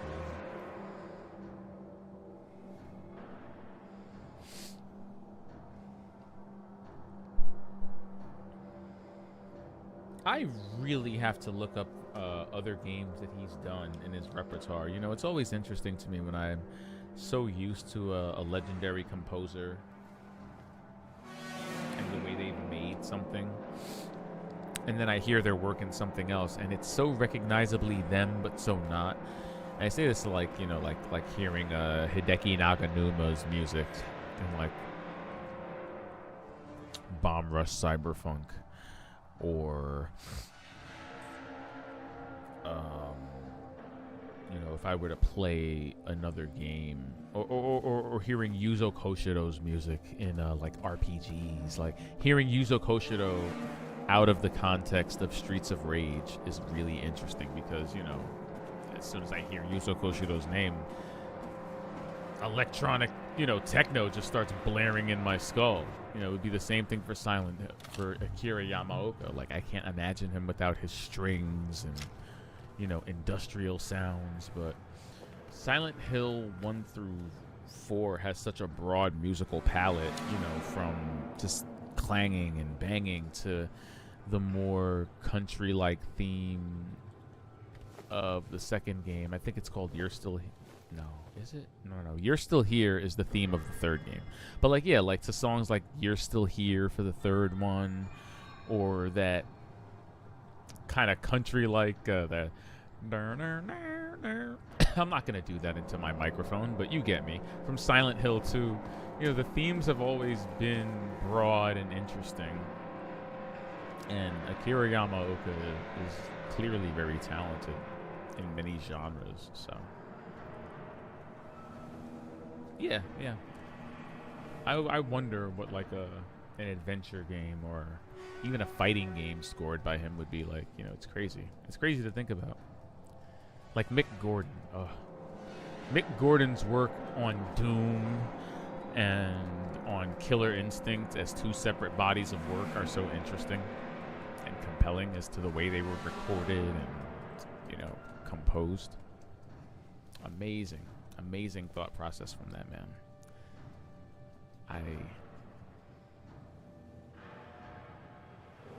I wish we saw more from him.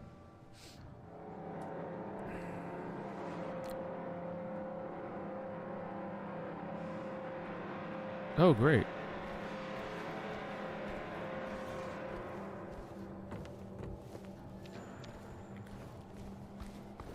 This is a... Fuck me.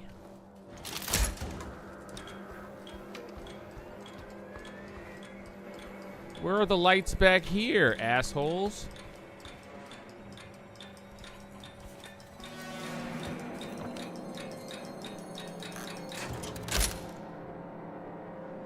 Hornless ox, headless serpent.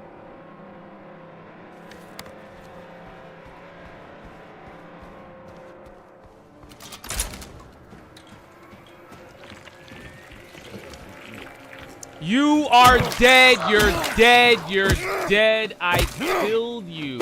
Why? Are you even? Why would you even? Why would you even?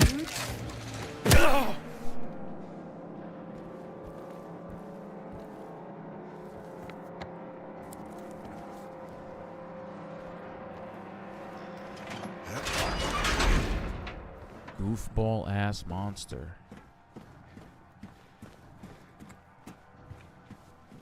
The nerve.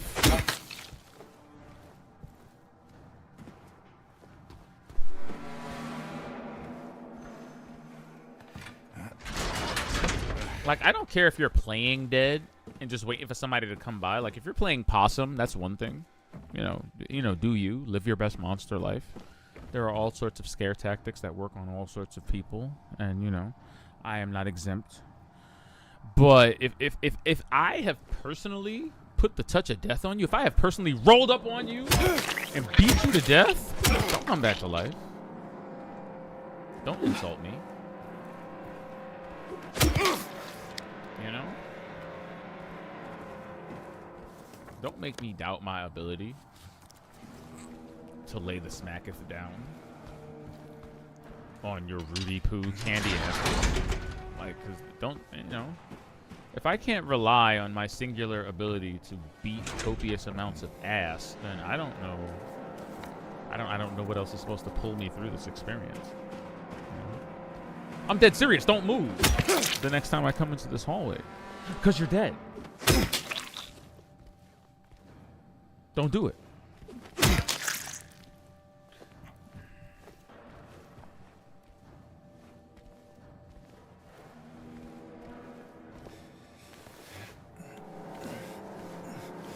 can you pull your flashlight out and point it forward when you crawl? What the shit? I hate video games.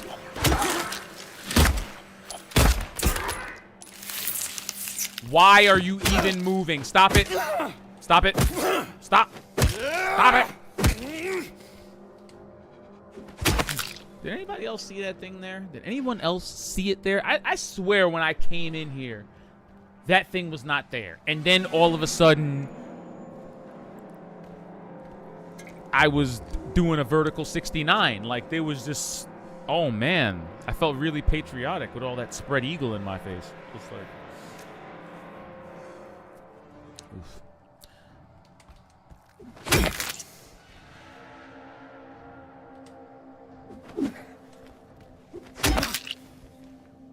I don't know what, like, tester or person or entity decided on James being able to, like, beat the tar out of dead monsters long after their expiration date, but bless that person, because I tell you, there is no greater catharsis in this world than wailing on some enemy that has done you wrong via goofy-ass jump scare. Like, I needed that, you know?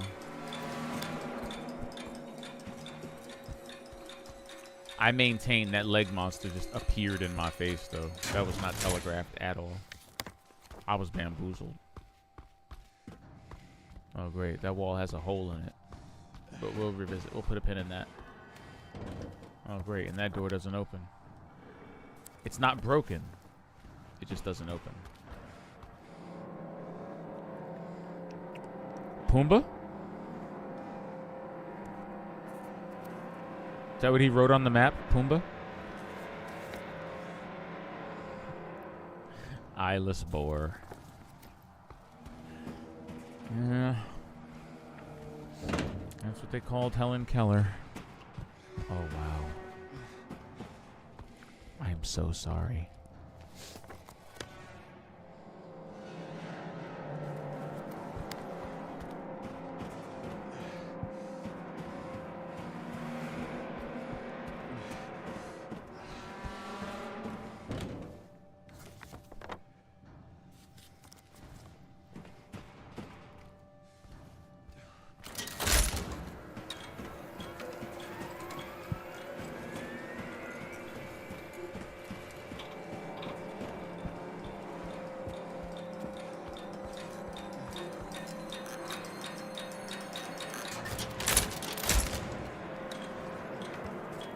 All I can think of is how terrifying it must be to fucking work here.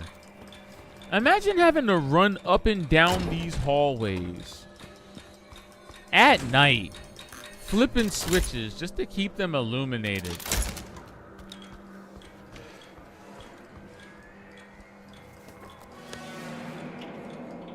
What a terrible place. I'm pretty sure that Toluca Prison is on, like, the... What the hell is that? Pigeon?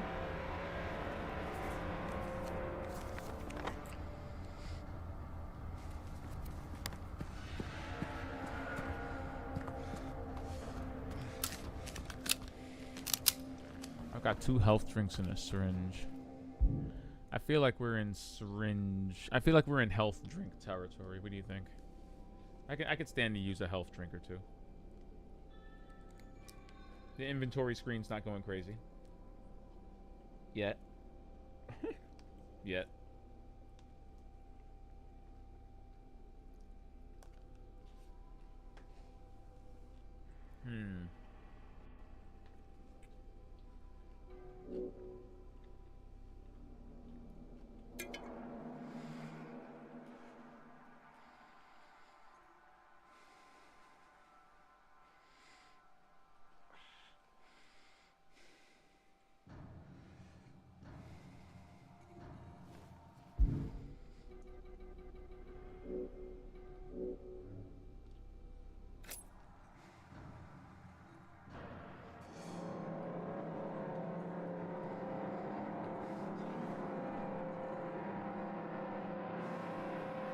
Oh my god, bro. What?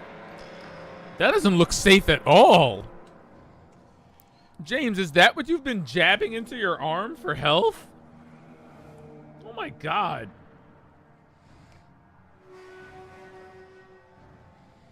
How do you not have a staph infection, bro?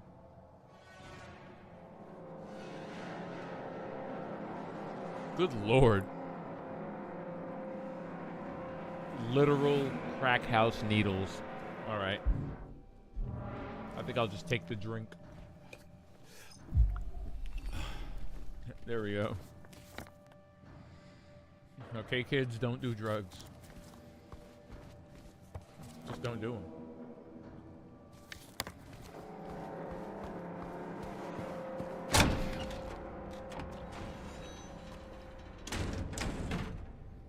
Wow, I don't want to be out here.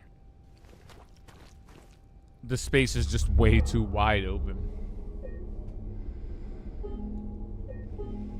I don't want the smoke, actually. You can keep it. You can actually keep the smoke. I hear that smoke inhalation is bad for you.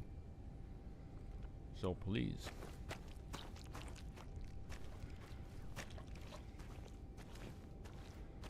I can't stress enough how much I do not want to walk through a giant, dark, empty space with no lights present. Look at this!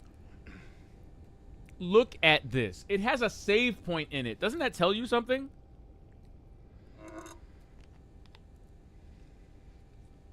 What was that noise?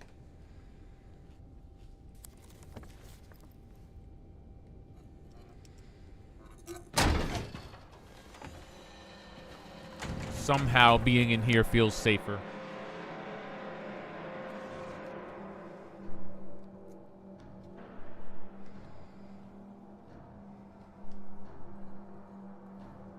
What?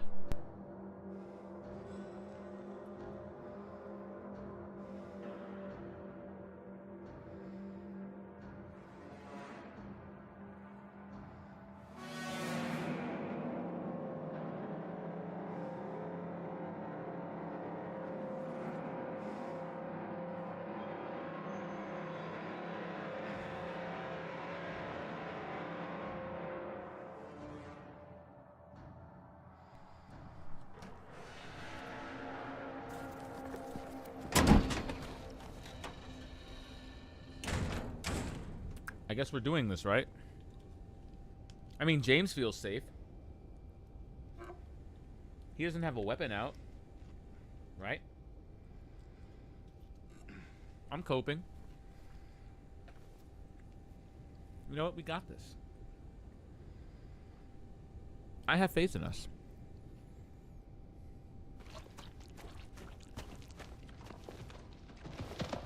The fuck?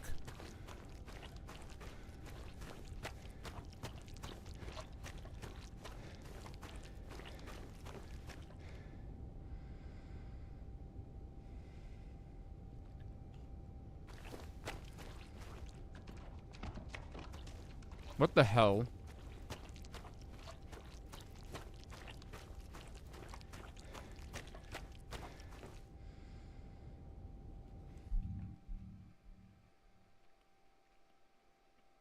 Like, I'm chewing on something right now.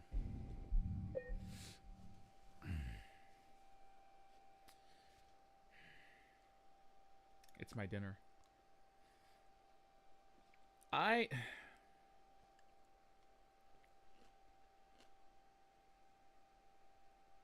Listen. Oh, God. Okay.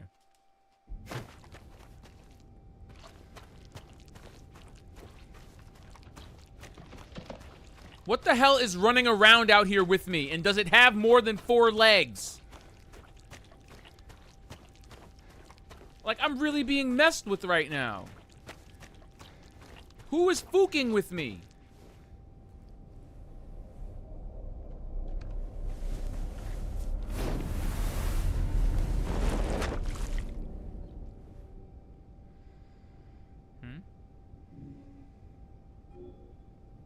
Oh, good God.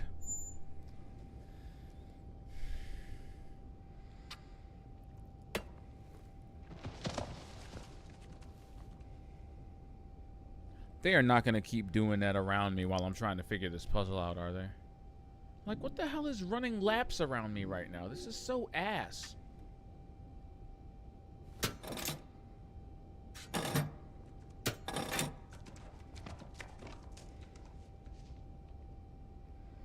This game's audio design sucks and I hate it.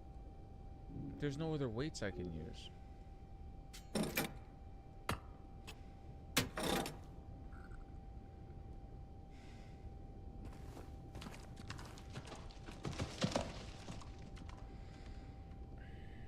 Bloody hell.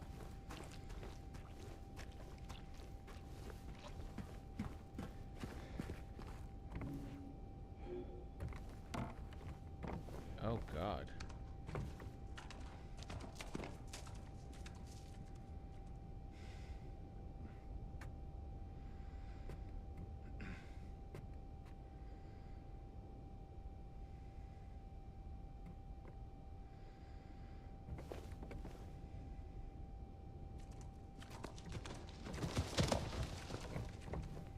This thing's just going to keep implying that some sort of beast is running circles around me.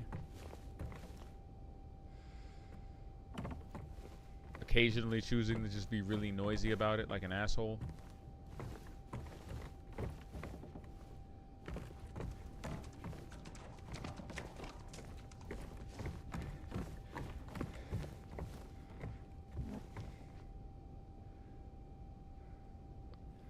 Pull ye but once on a rope's frayed end. Choose the one justified from among the damned. Seek out their tales, think upon each sin. Or let blind fate choose. Let the judgment begin.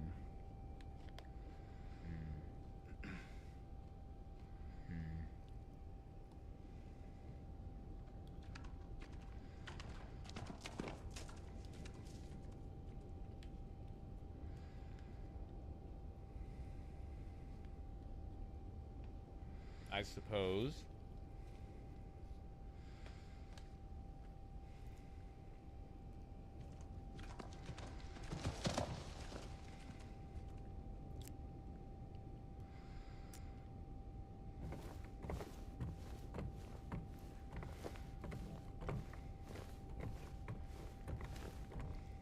I guess I have no rope to pull, nor anything to offer. Seriously, if there's something running laps around this room...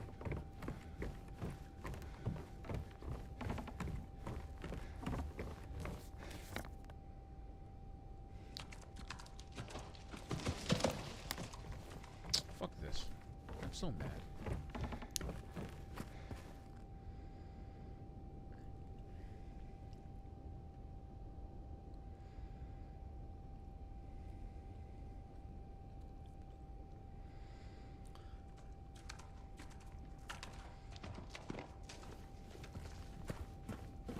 Some impeccable sound design, I gotta tell you.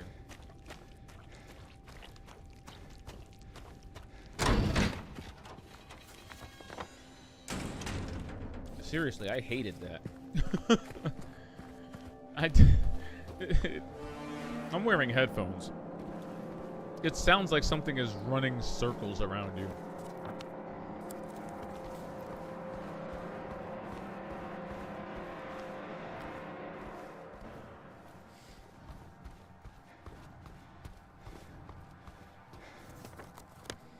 Okay, so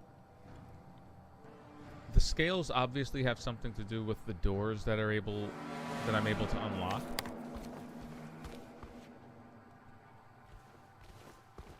What I don't understand, however, is getting more weight for the scales.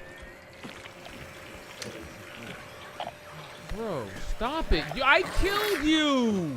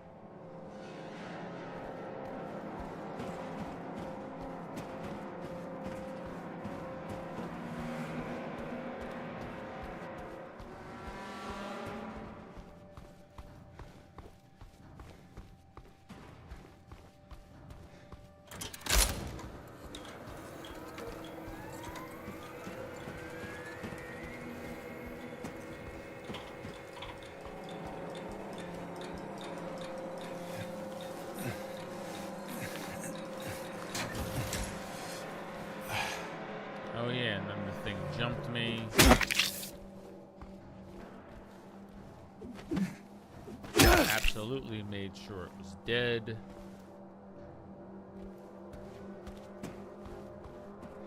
I clearly missed something, though.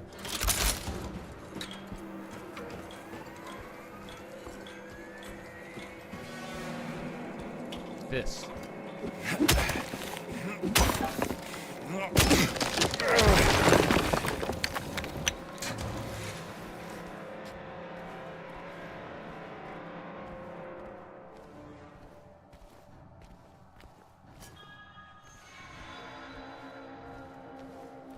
Dick face monster. Miss me with the bullshit. Stop. I don't care. Nope.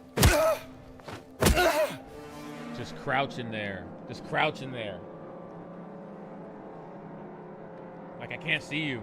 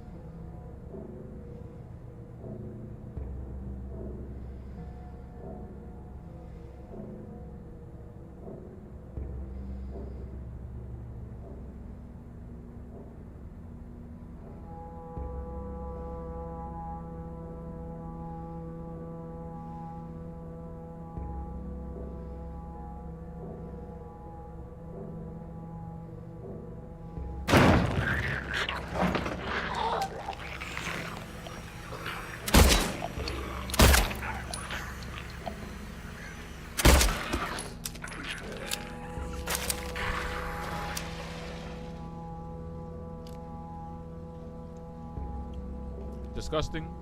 Deplorable. Uncouth. Out of line.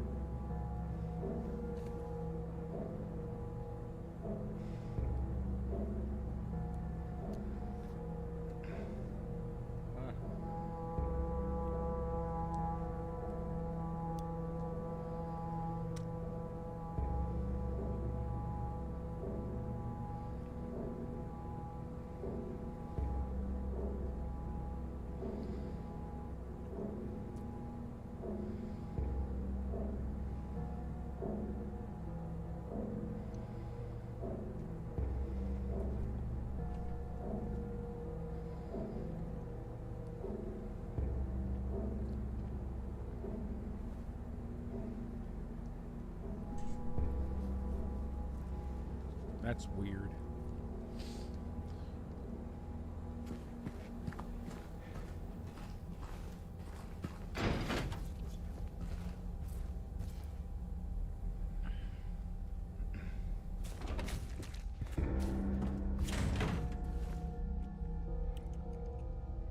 The prisoners do not feel remorse. In fact, they do not feel themselves to be sinful at all. Even the simplest of them will try to shield themselves from the Lord's gaze with what little words they know. And so they dream blissfully, the sinners that they are.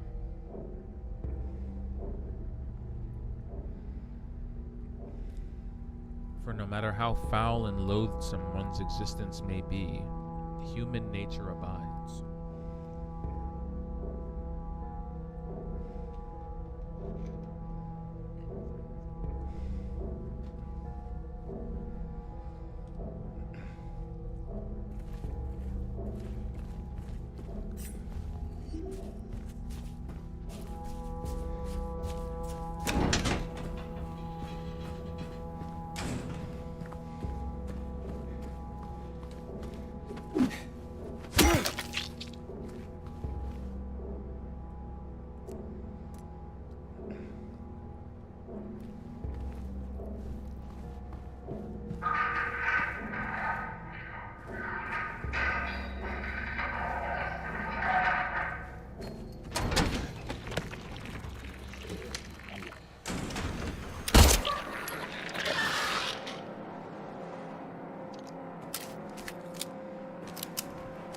I'm so sick of that thing coming back to life.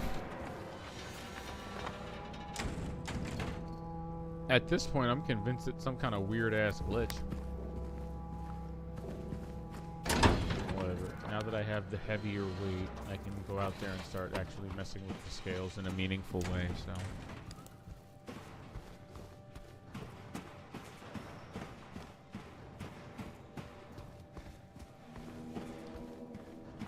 There's definitely that.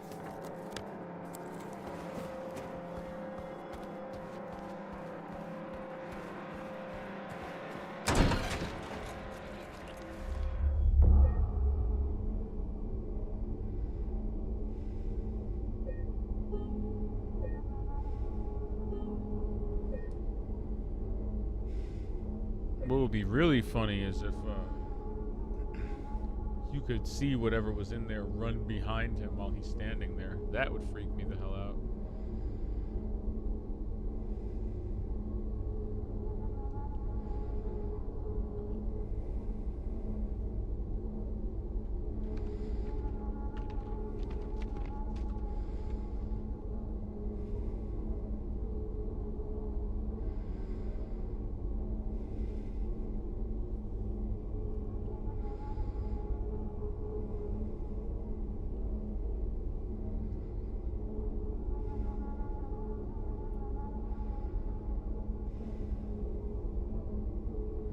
Wow, that would really be funny if it happened. I doubt that.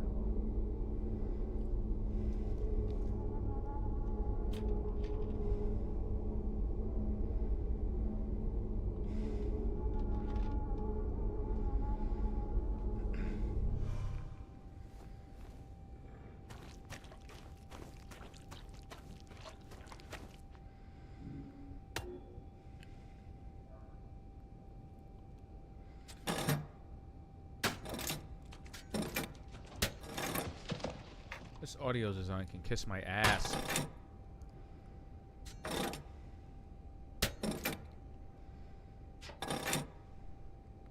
You can't change the position?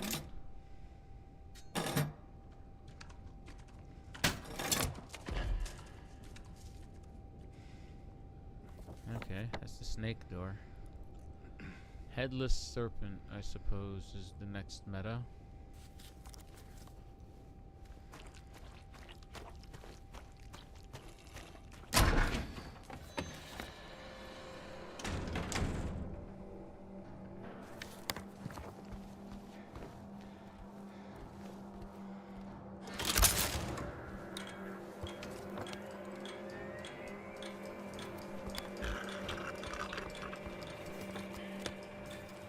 Headless serpent door this way.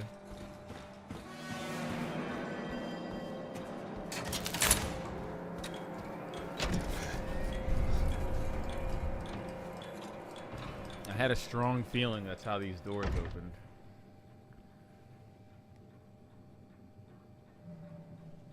I am simultaneously happy and dismayed to see my curiosity rewarded like this.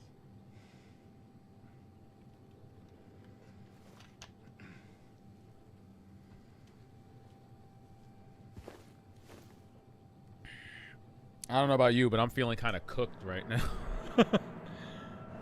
I'm so cooked. Shoutouts to Gengar. I love this Pokemon shirt because it represents my generation of Pokemon. I don't understand anything past the original, like, 252.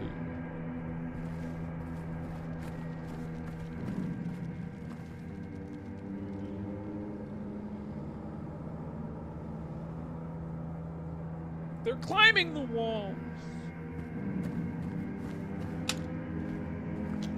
Like, just rip the Band-Aid off already and let me fight one of them. Stop doing that.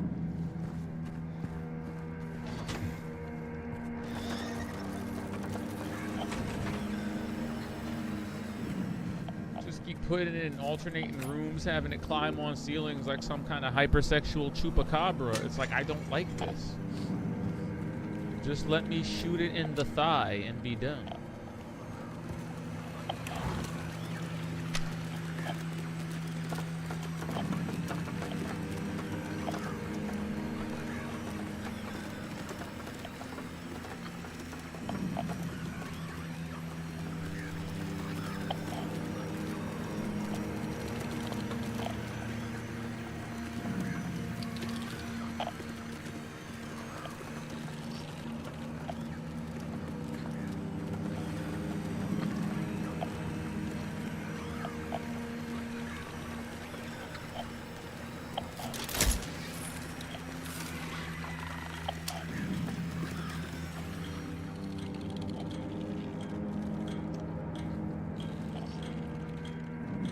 Why do there have to be more than one of them?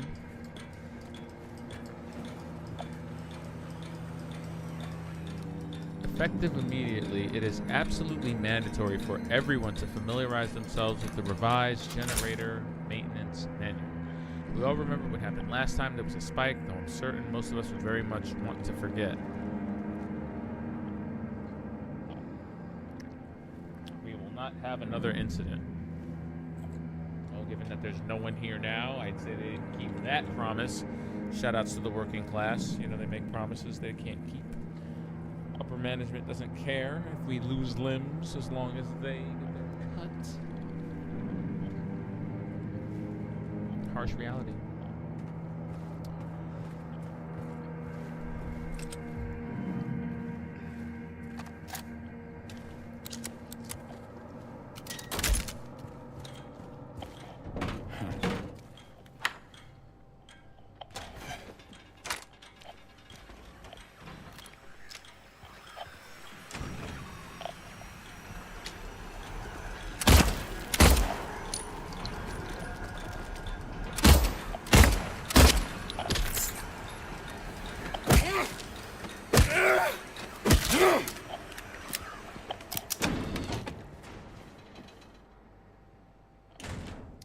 Now, I realize in hindsight that was mad reckless. that was. How many bullets do I have left in my handgun? 10? Okay. That was wild reckless. But you know what? We got one of them, so the ends kind of justify the means.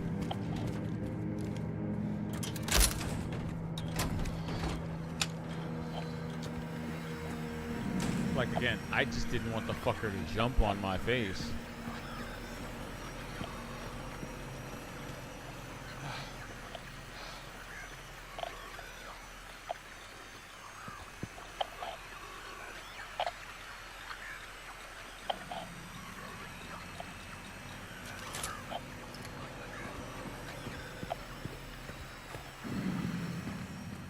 That was simultaneously funny and not really funny.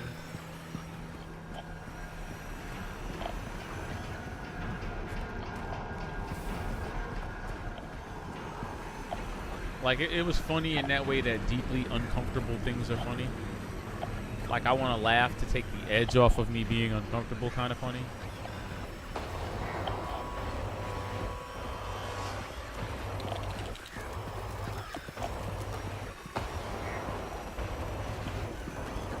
Fuck!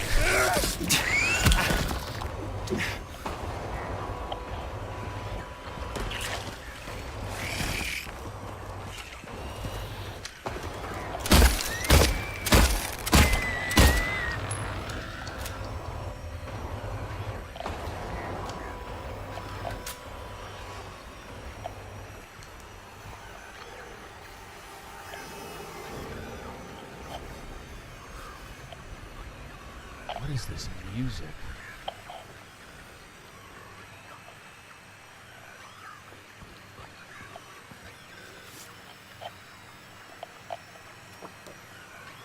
Huh.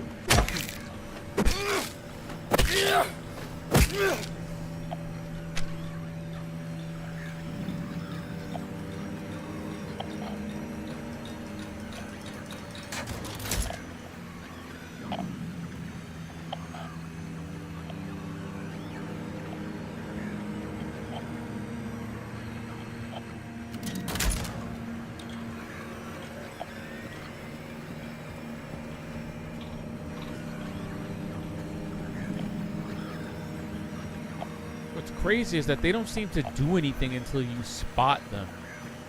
They just love lurking, which is kind of worse.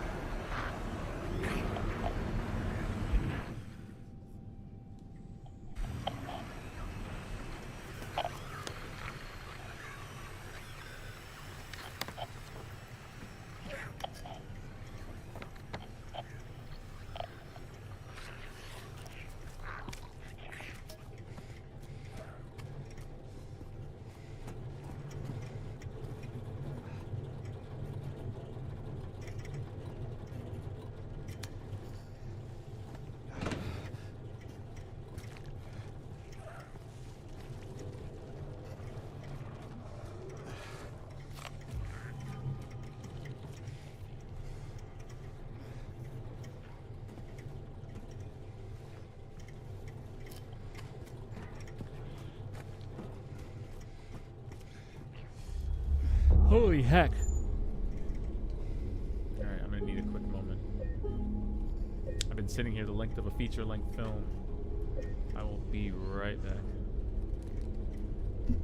For now, stare at James's face.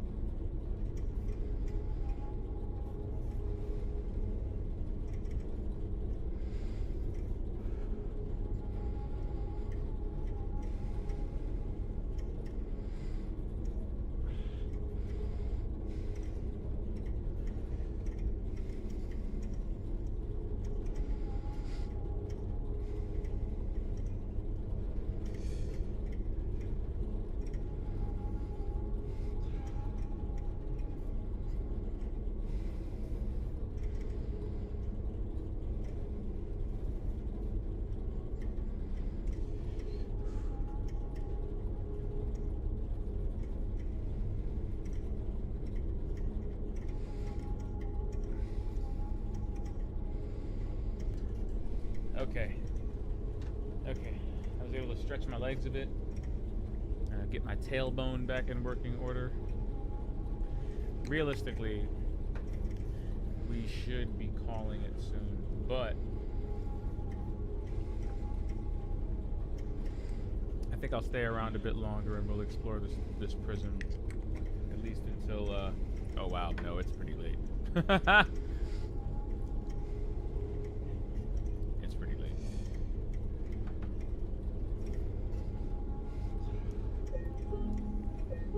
I hate to go from a BRB to a thanks for watching. Not my style, but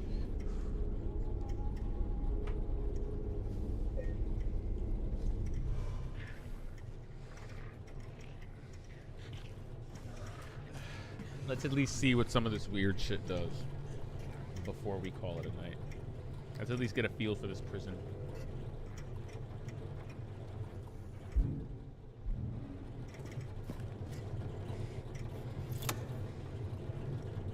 Green, maintenance level used to test before each use.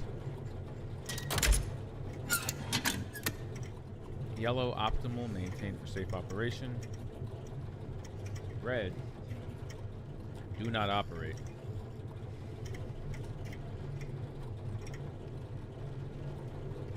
So if the system overloads, what happens exactly?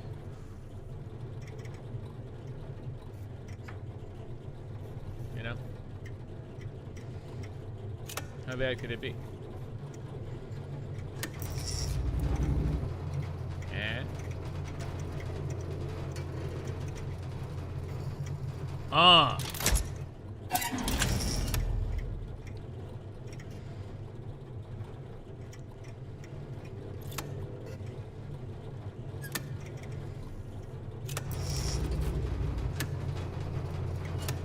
clearly I'm trying to overload this stupid thing.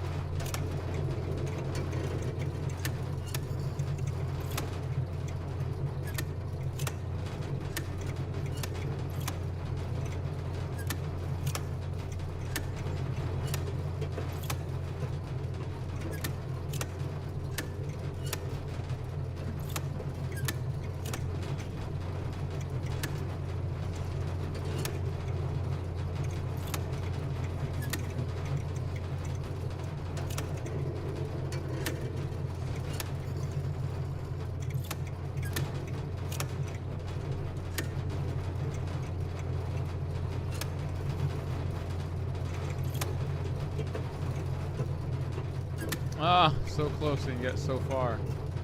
Yes! Cook this place now!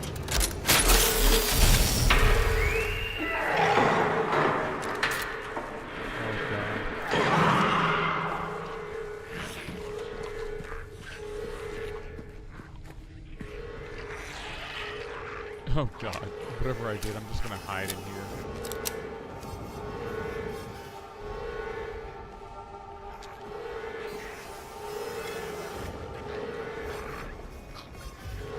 Medium weight.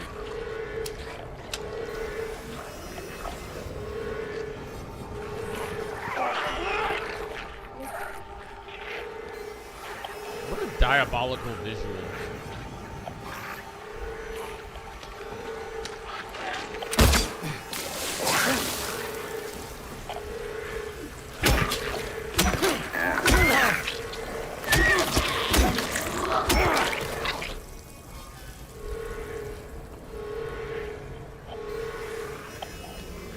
Oh no, I've messed up all the breakers.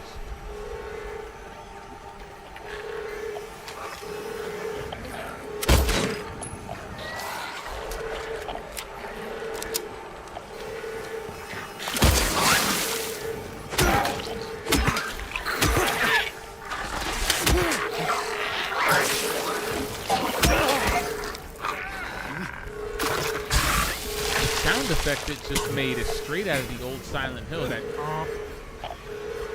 Whoa! Hello.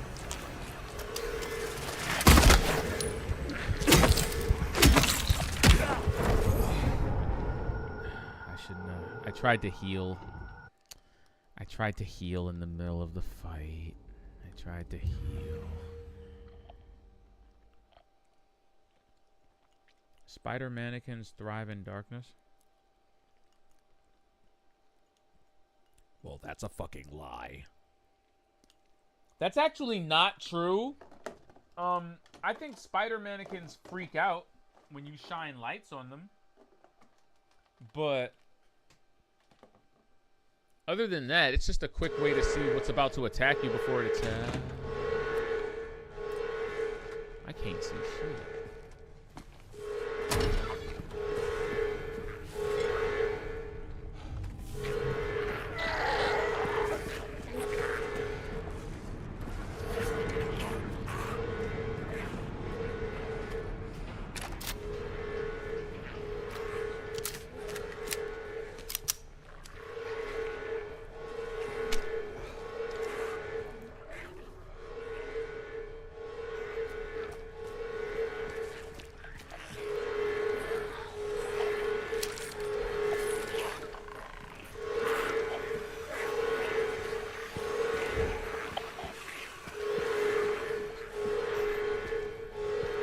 Love the way they simulate the sound of the siren through your controller.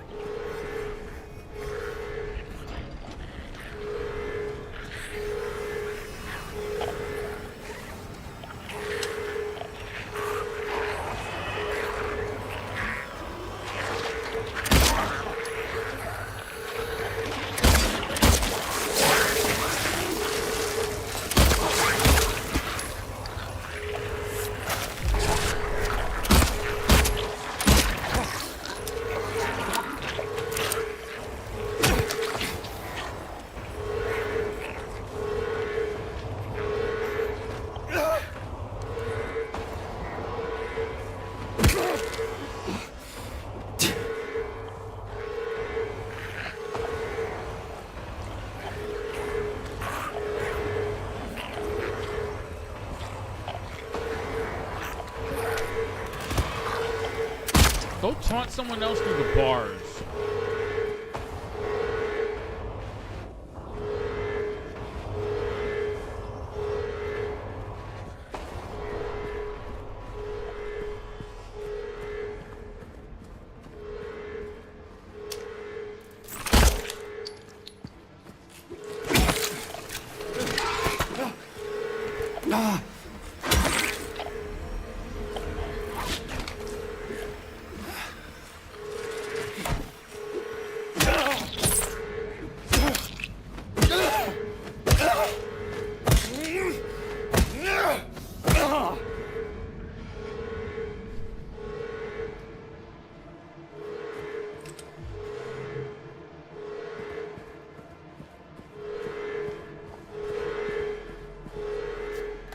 Them hiding under the beds and stuff is so weird.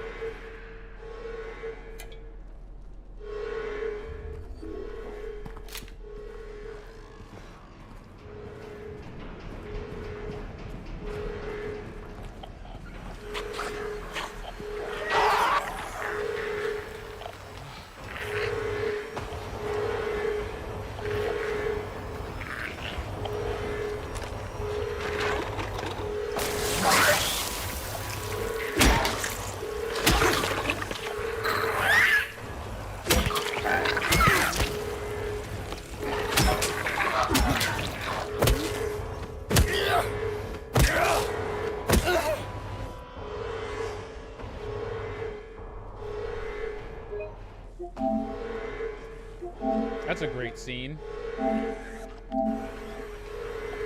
Ha!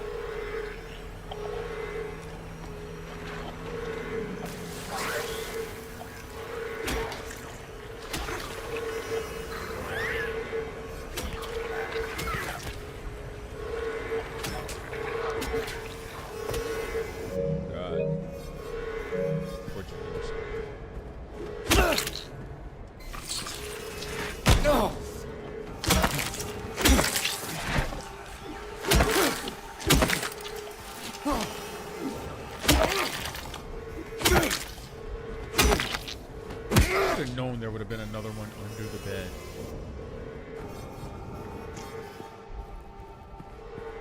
I should have known. I should have known there would have been another one. Just like, hey.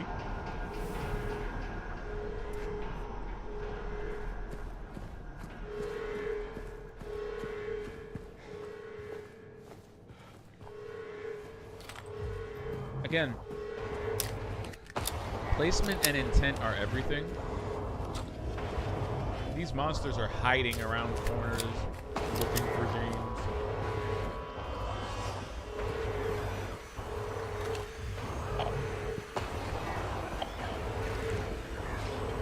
Before, I just kind of felt like I was unfortunately in their path. You know? Like they were supposed to be there and I'm not. These things are predators, though.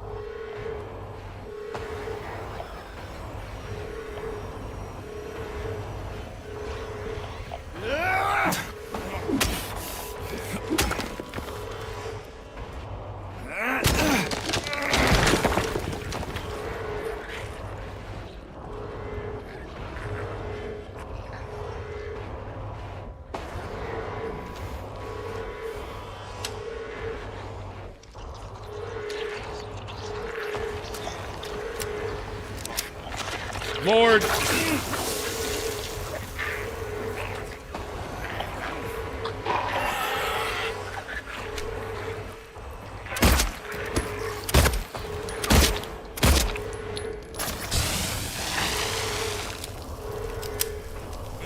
Bro, what?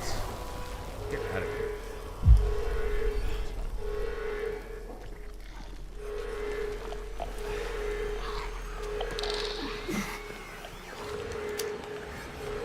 Oh no. There are spiders and nurses in here. Headshot. Headshot.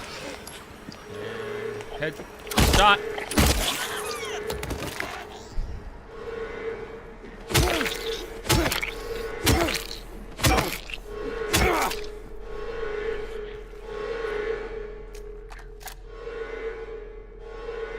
Fuck you. There's a spider in here. I just don't know where it is. I know there's a spider in here. I can tell.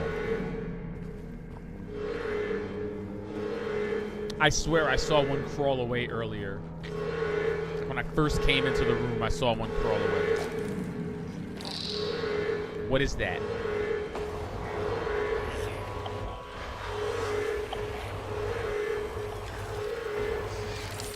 I told you!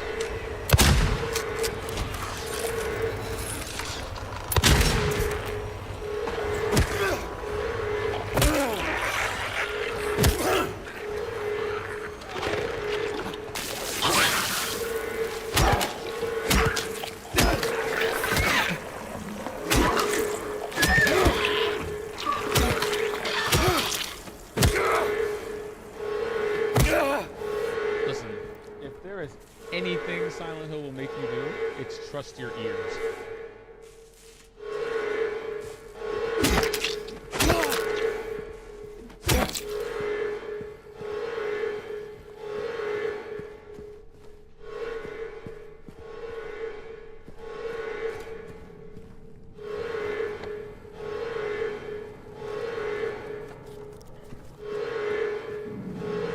This entire place is...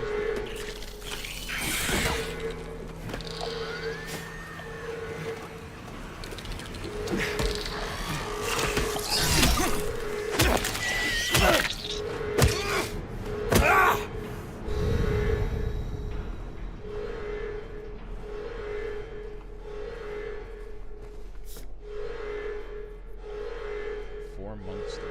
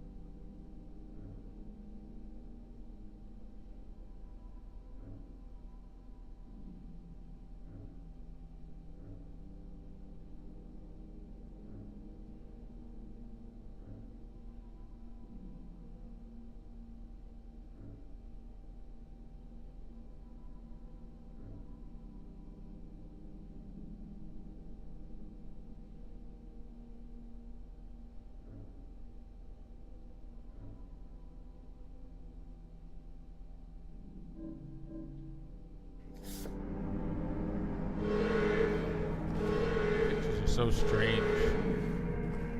It's so easy to forget what the context of those pictures is.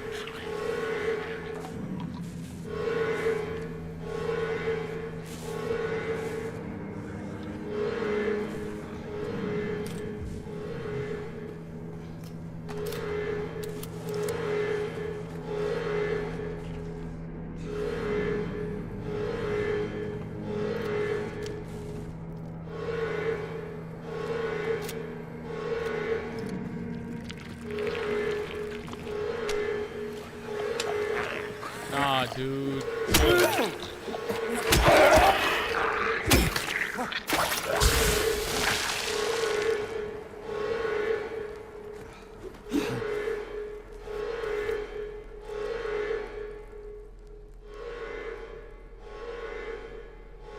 Actually not fair for these things to just randomly start coming back to life.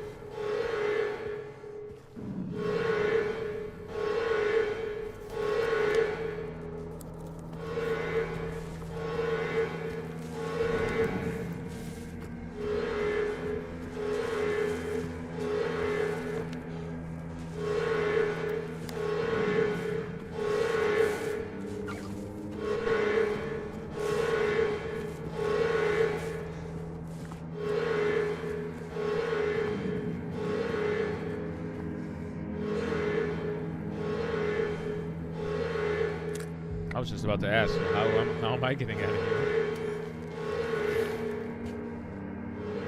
Alright, shout out to the hole in the wall.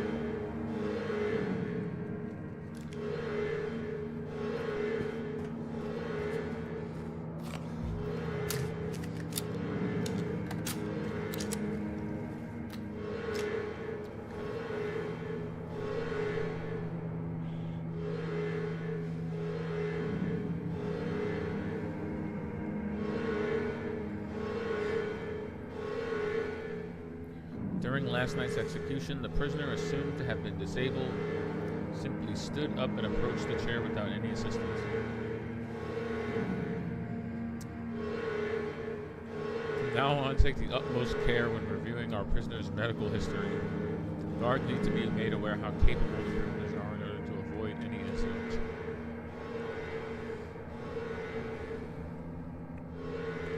Simply stood up and approached the chair without any assistance. That's really funny.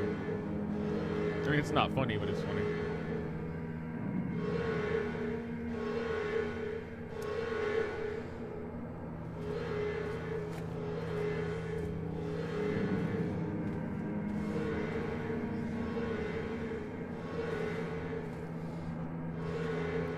Assumed to have been disabled is so funny.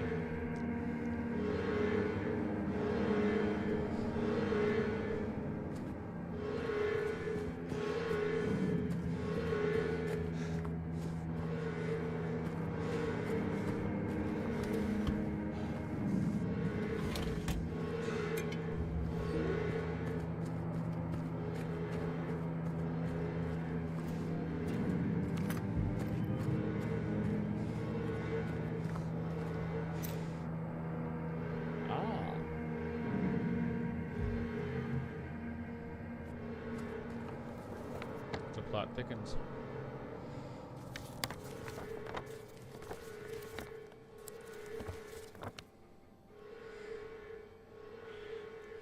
cabinet.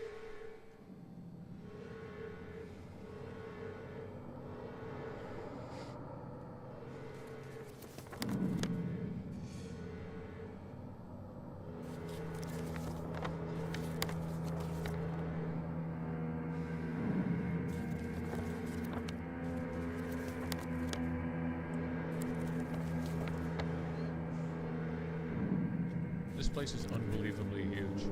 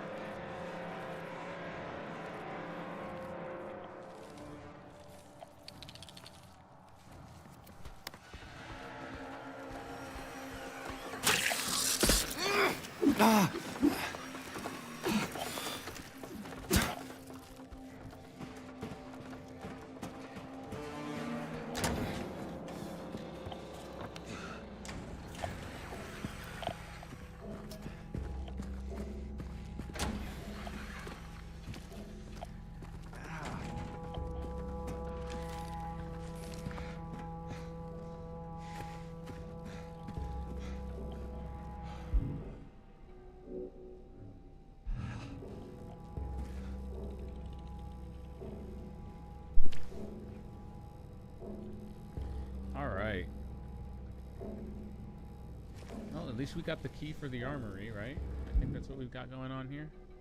As a key item. Yeah, look at that. Unfortunately, it's a bit long in the tooth, and we're going to have to cork it. I definitely have to go, unfortunately. Unfortunately. We're going to have to keep this sweet rifle and the contents of this closet locked up until next stream. But we had a good time, right? We had a good time. We had a good time. This was suitably scary. I love this remake. It is fantastic. I'm sure we had a lot of moments tonight. Thank you. Thank you, everybody. Thank you, everyone who stopped by.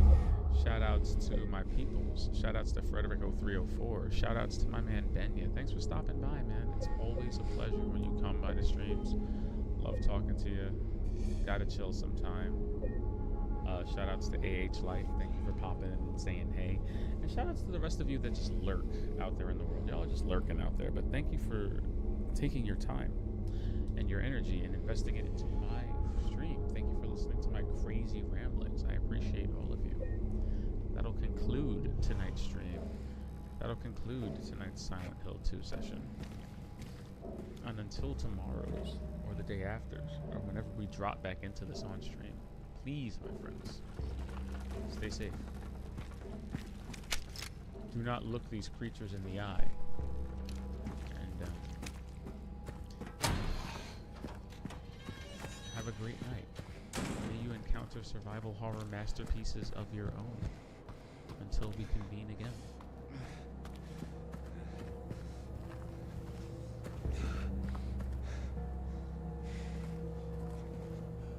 Good Lord, James. Good Lord.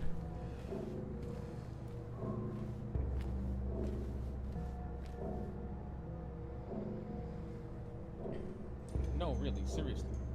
Survival horror masterclass. This thing had better get a game. If this game is not nominated, at least for Best Audio Design, the Game Awards are a sham. Jeff, Mr. Cayley, you know what you got to do, okay, buddy? I don't want to hear it. The greatest plot twist, one of the greatest plot twists of 2024, is that somehow Konami in 2024 and the same developer behind Layers of Fear and Medium did not fumble the Silent Hill 2 remake. Awards must be given.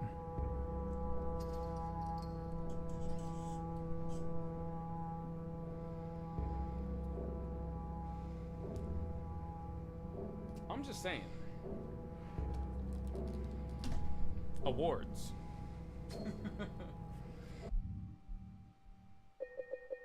All of the awards. All of them.